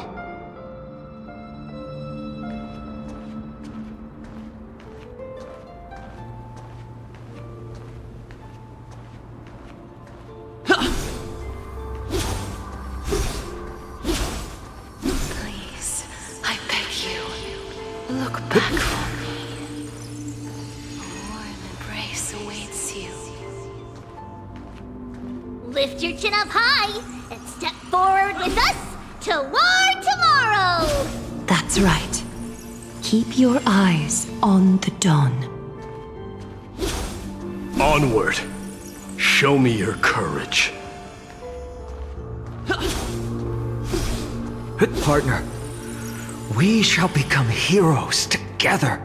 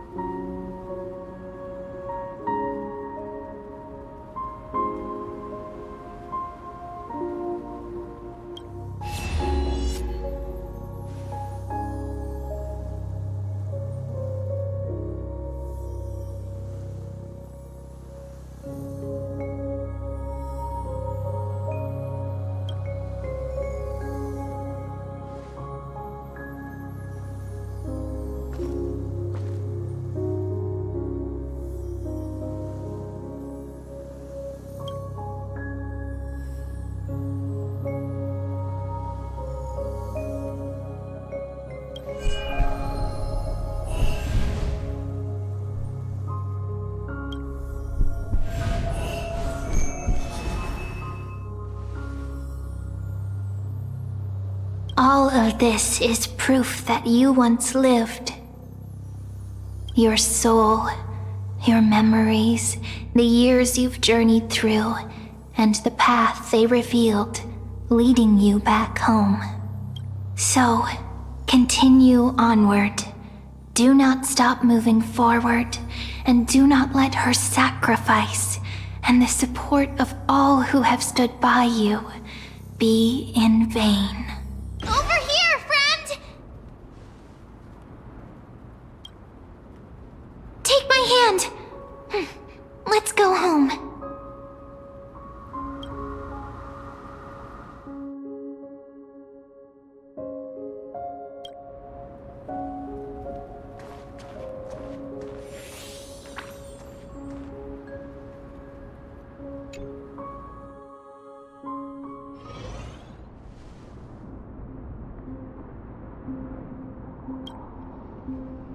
At last, I knew you could do it. Your soul is still perfectly whole, as if some kind of force is trying its best to keep it together. Is it Ornyx's final blessing? Or is it a miracle of your own? It's truly incredible. Such a strange surge of familiarity. So hard to describe. Perhaps it is fate, once again fulfilling its own design. Or perhaps it is the laws from beyond the sky, so familiar to you, that intertwined our fates long ago. It seems that this is a riddle which cannot be solved anytime soon. The sensation of becoming a demigod is truly wondrous. It's as if the river of souls is winding its way through the depths of my spirit, transforming with each breath into a fine rain that nourishes the world. Do you recall that prophecy? At the end of the sea of flowers, the souls of the living shall warm thy fingertips, and after an embrace, there shall be eternal separation. I promised you that I would do everything in my power to give it another meaning. Now, as I stand as a demigod, and destiny draws to a close, I can finally ended in a way that is as beautiful as it deserves. The wish I once sought, but could never grasp is now within reach. In this brand new world, every blooming life will lift its arms in celebration and recount the profound meaning of this very instant. Every touch, every embrace we share will never again be an ice-cold loss. They will radiate with an intense warmth, sowing love far and wide throughout the land. The other shore is very cold.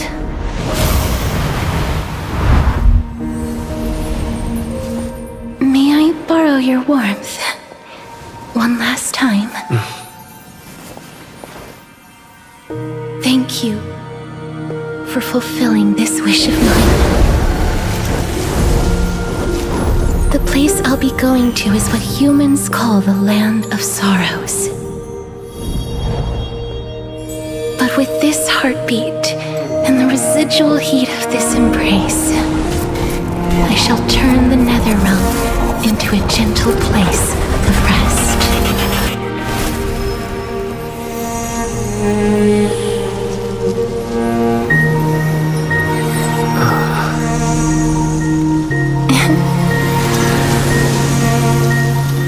This embrace may be brief, but it's the proof that I once lived. Farewell, then. May we reunite in the new world.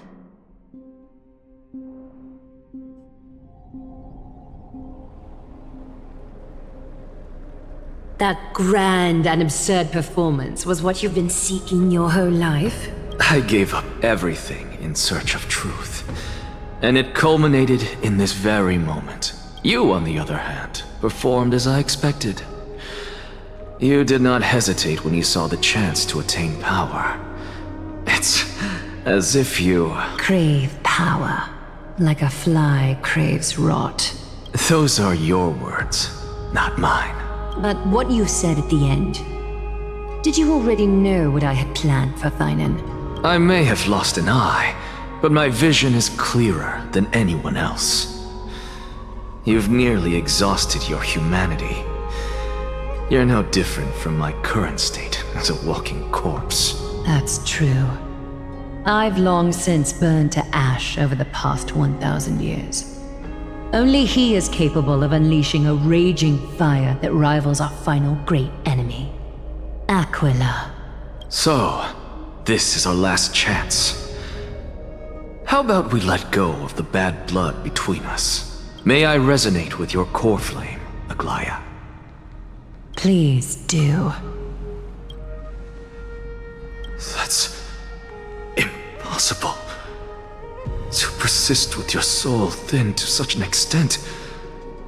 You're insane.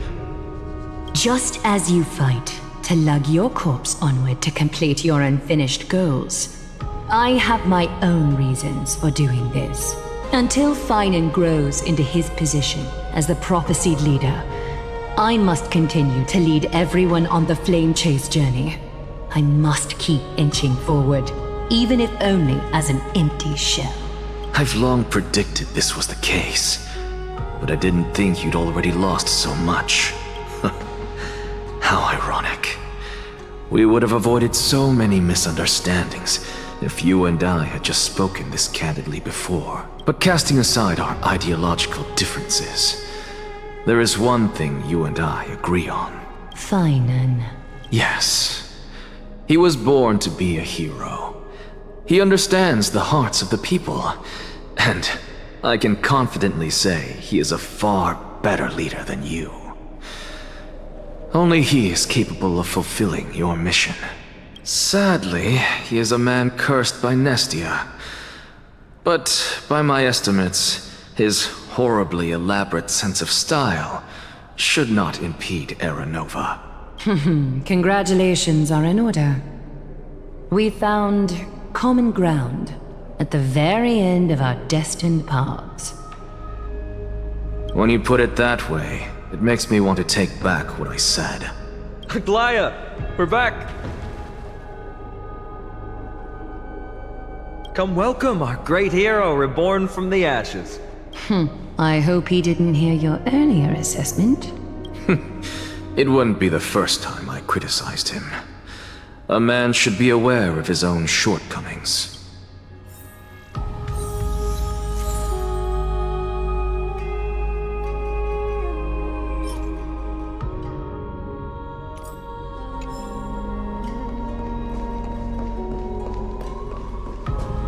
I'm gladdened by your triumphant return.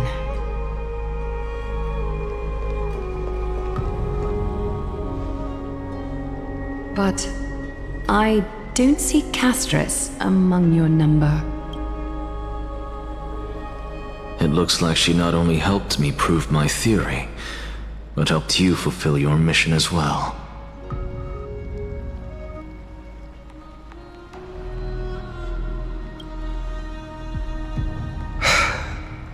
I agree. She might not have been able to change her fate, but she still wrote the final verse of her epic herself. Trinan, please recite the prophecy for us. Trailblazer, please surrender that scalding cool flame for us as well. You are the only life she ever saved by her own hand in her 1,000 years on this earth. I believe no one is more qualified for this noble task.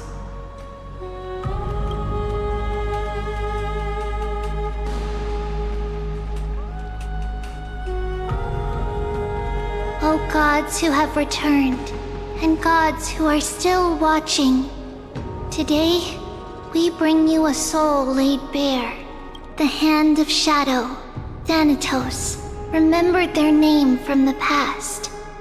From daylight they came, and to their fragrant dwelling they return, to walk now among your ranks. And there was one who joined hands with the Titan, a traveler risen from the dead and reborn among mortal kind. He is the everlasting night, and shall now proclaim in his good name, O Majesty of the 12 Titans, pillars of the world. We seek your divinity to mend the rifts of the world. Fill our bodies with blood of gold till we wither in willing service to the prophecy. Step forward, trailblazer from beyond the sky, and together with us, surrender the core flame and carve their star into the sky.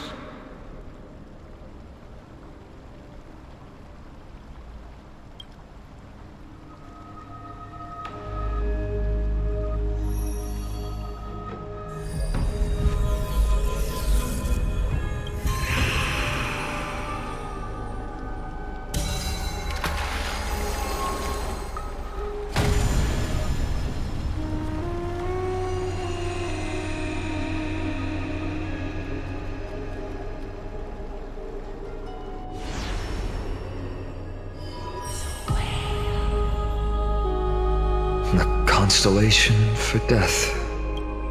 For life and death, to be more precise.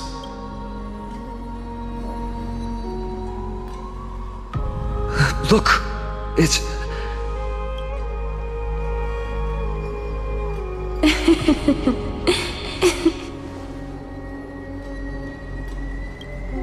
No, it's only a divine echo. I think she's here for the trial.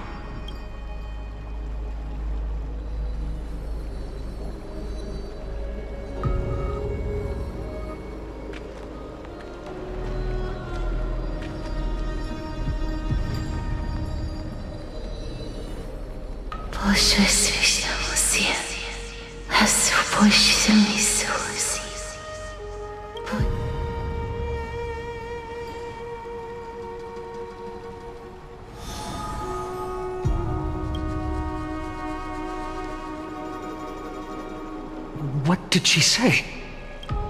That's the language of the Titans. Casterus... No. The Titan. They said, I have illuminated the cold shadow of death. Onwards. For your path to the future is bright and its flame eternal.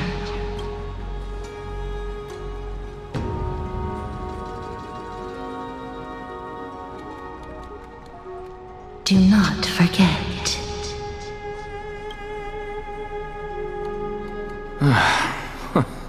She made quite a scene. I suppose it's my turn now. I won't stop you. Professor, you... What's with that look? You were present, so let's get this execution over with. We wouldn't want to bring shame to Akima's divine laws or keep me from creating a new world. You never change, do you, Professor? I don't understand. If your theory is correct, you'll lose all memories of your past life once you become a Titan. So what's the point of becoming a god? Of course there's a point. Even if I forget who I am, I'll still have my brilliant mind. It goes without saying, I'll find a way to retrieve memories of my past life. Besides, I still have you, don't I? I still don't really understand what you said during the assembly. Even if it were true, things reforged from memory could never be the same as the original anyway. Then allow me to tell you right now that you're wrong. What exactly are we? My answer is that the Chrysos heirs are the future Titans and vice versa. Of course, this answer only applies to us. So, what are we when it comes to regular mortals? The very essence of the world, our souls, are tiny invisible seeds that hold records of each person's memories of the world. And we are the buds that sprout from these seeds to grow into great trees. Is that what new sporism means? Correct. Once our physical bodies are born, we become new extensions of the world. From there, we plant our seeds into someone's memories, and then scatter them into the hearts of countless people in the future.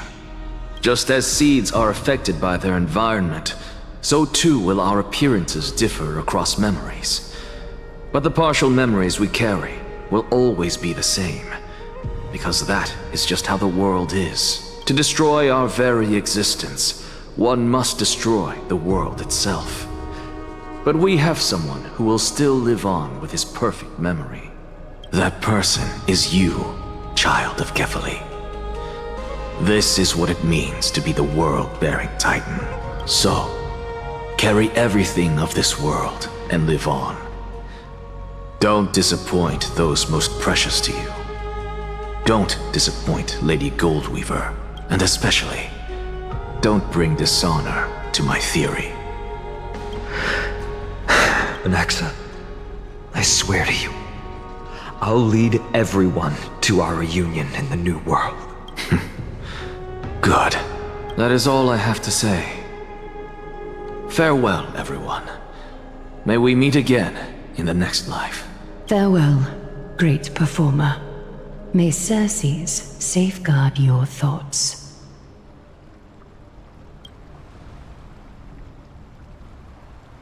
Are you satisfied, Honorable Titan? Very. I hereby swear I have borne witness. Anaxagoras of the New Sporists and the Grove of Epiphany has successfully overcome the trial of reason. Thus, I shall confer upon you these words. You shall transcend the peaks of purity and return to corruption and hardship. Oh, so that's a god's prophecy. It sounds like you just rephrased my past, present, and future. Oh, Circes. Is that all you've got? Well, you've already transcended the peaks of purity, and you were never the type to give me any leeway. That is true. But I do still have one question. I knew it. What is it? Maybe we're thinking of the same thing. As you've so boldly stated, we and the world itself live on through the memories of others. If that is the case, whose memories did the very first new spore sprout from? How should I know?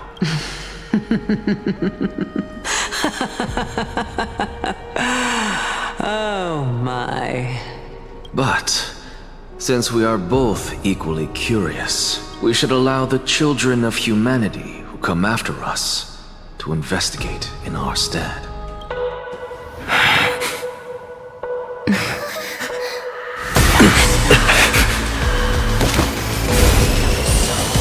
Rejoice, Circes. I sow the seeds of suspicion in the new world with your soul! And now, the objective is complete. That is all.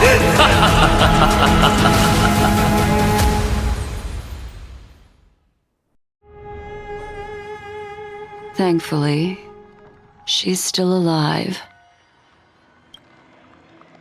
Was March 7th also in this condition when she was first rescued by the Express?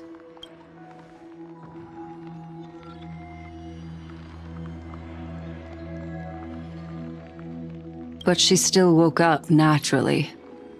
Looking on the bright side, that might happen this time as well.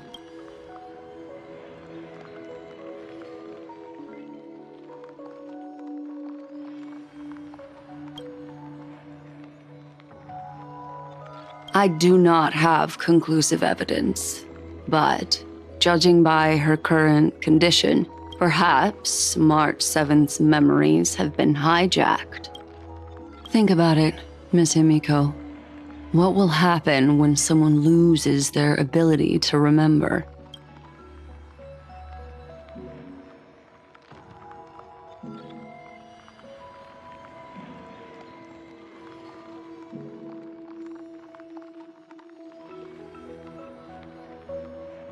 Unfortunately, short-term memory is an entirely different concept from the inability to remember.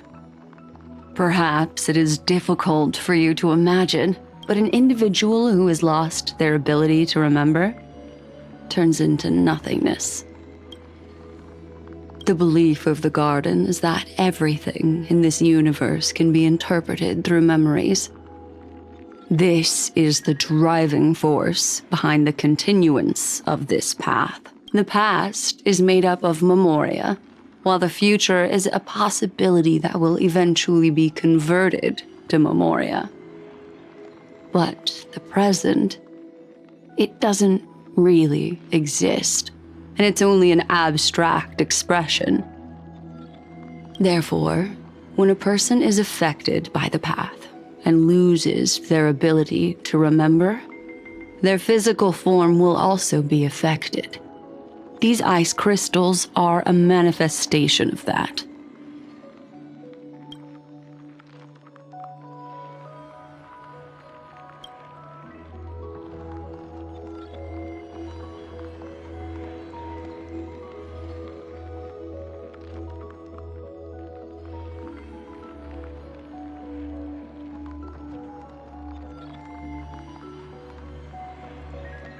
Is Miss Himiko suspicious of me?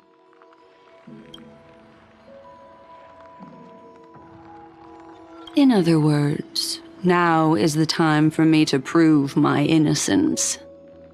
That's not a problem, of course.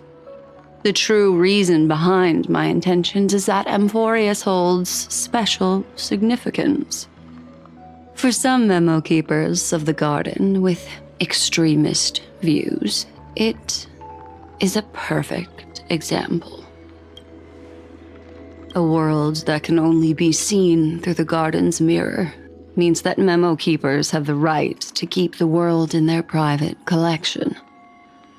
If those Pathstriders of remembrance were to uncover the secrets of Amphorius first, they might unleash their wild ambitions and remodel more worlds into a similar form.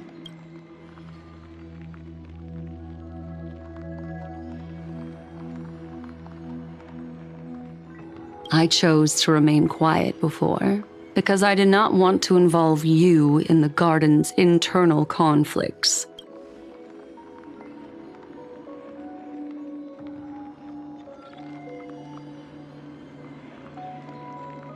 You can be even bolder with your guesses.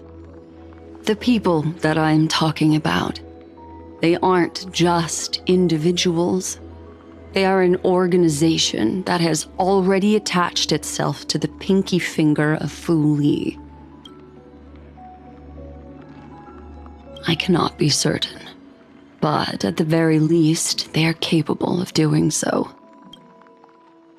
I am deeply sorry about what has happened to March 7th, but the deal that I propose still remains a fair one. Amphorius is still an excellent destination, and investigating further might allow us to uncover the truth behind the accident. Miss Himiko, the wisest choice right now is for us to continue cooperating.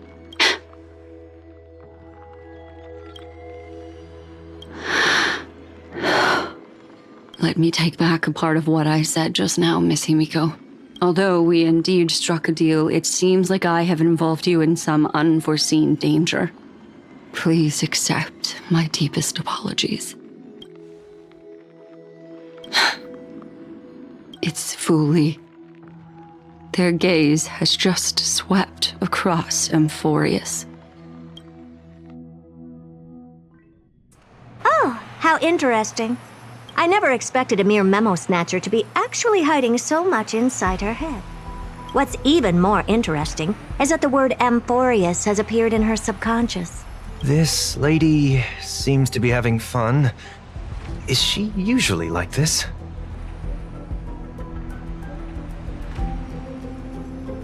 It's, hard to explain.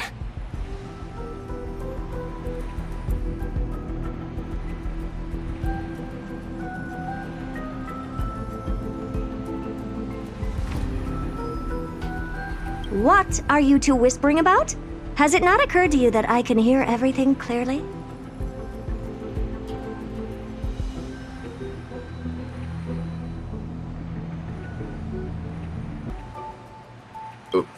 Please pardon me, Madam Herta.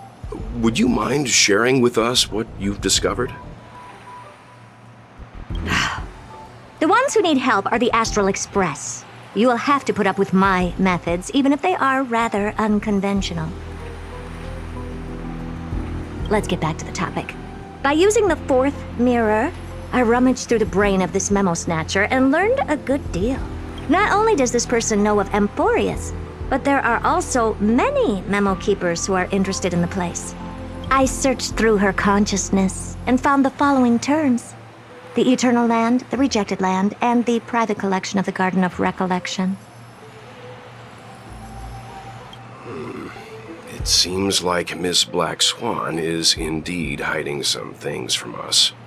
Since I'm not able to find any useful clues from the outside, why don't I personally visit this mysterious Amphorius? You're planning to head to Amphorius yourself? Yes, but not in the flesh like you all foolishly did. See these Herta mirrors? With them, I can project my data spirit entity to any corner of the cosmos through spatial warps, without even needing to leave my room. But of course, these corners of the cosmos must be within the coverage zone of inter-astral peace communications. After all, this is collaborative technology. I see.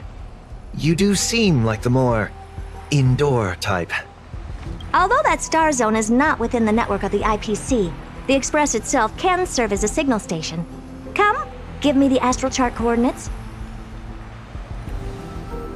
Then, sit back and enjoy the show.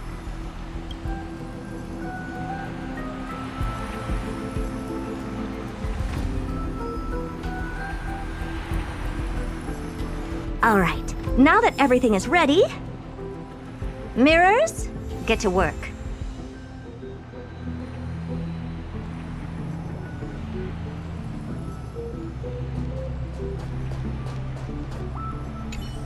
Madam, Watching you work has been an enlightening experience for me. It's hard to imagine that an outstanding scholar like you could maintain such a relaxed manner most of the time. Your calm and collected nature is truly a trait that I should learn. This brat. Why does everything that comes out of his mouth sound so snarky? Thank you, Madam Herta. Companions are the lifeblood of the Astral Express. When things are settled, we will repay you for all your help. Well, this young man sure is courteous.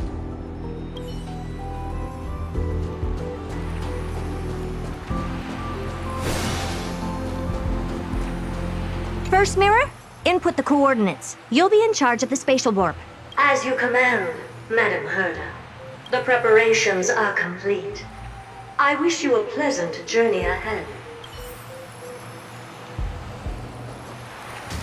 Second mirror, prepare for the thought refraction. There's still some distance from the Astral Express to the Amphoria's celestial body. You're in charge of sending me over. This time, raise the power to the maximum. Don't be stingy.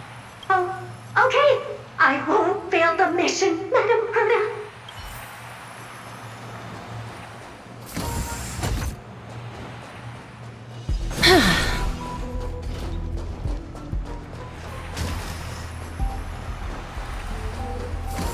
Third mirror, you're in charge of generating the data spirit entity. I'm happy to help, Madam Herta.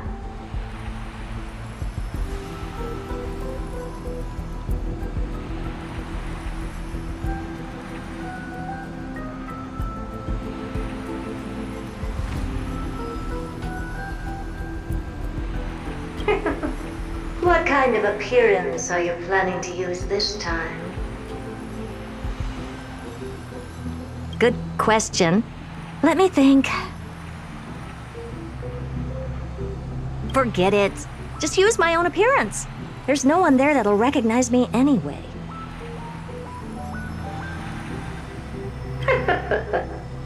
As you wish.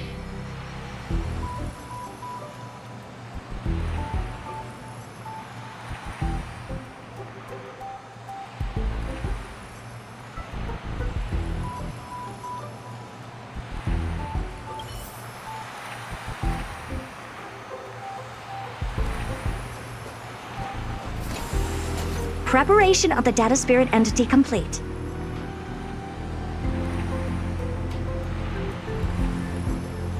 Thought refraction at max power. Excellent. The first mirror. Let's get going. Have a safe trip, Madam Herta. May your journey yield good results.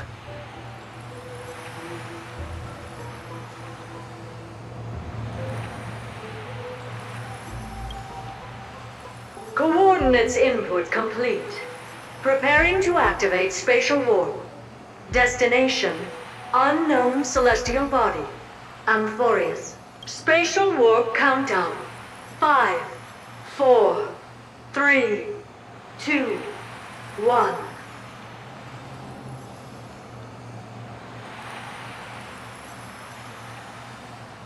Warp activated. Oh! So that's Amphorius? Its appearance is, well, sure is unique. Second mirror. Prepare for thought refraction. It's time to send me in. Alright, please read the safety protocols carefully. Can't you hurry up? Yes, ma'am. I didn't expect it to be so turbulent. I should have asked the second mirror to use slightly less power. What a magnificent sight! Is this the entrance to Amphorius? Let's see. Perhaps I'll be able to find a way in.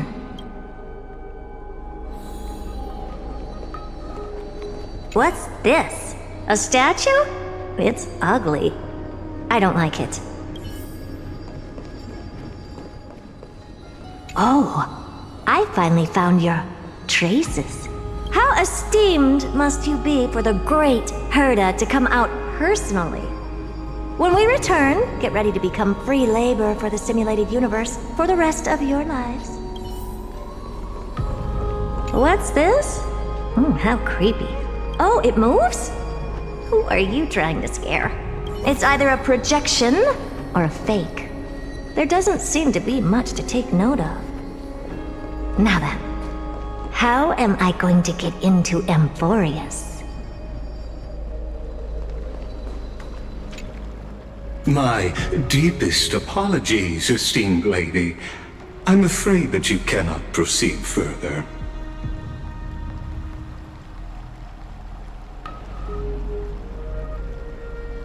Who's there? Your visit, although not part of my calculations, is a pleasant surprise. It's a pity that the preparations are not yet in place to receive you with the hospitality that someone of your status deserves. Are you not going to answer my question? Who are you? I have many identities. And I'm going to have even more in the future. But if you just need a form of address, you can use my common alias, Lycurgus. Lygus. All right, Lygus. But you can't possibly think that I'm just asking for a name, can you? Regrettably, I do not have the authority to share more information. However, standards are always flexible. While not violating the ultimate agreement, I'm able to disclose this piece of information. As you thought, this is the entrance to Amphorius. Now, please, kindly turn back. Amphorius is not a world that you should be involved with, regardless of what kind of magnificent achievements you have accomplished. This place will not open its doors so easily. You seem to understand me very well. Then you should know that I have no reason to listen to you. Your reaction is completely within my calculations. Despite my long years as a watcher, it seems like my assessment of human nature still remains accurate. From you, I'm able to sense a beautiful desire for knowledge. But my answer remains unchanged. Madam, it is with the utmost goodwill that I suggest you return to where you came from.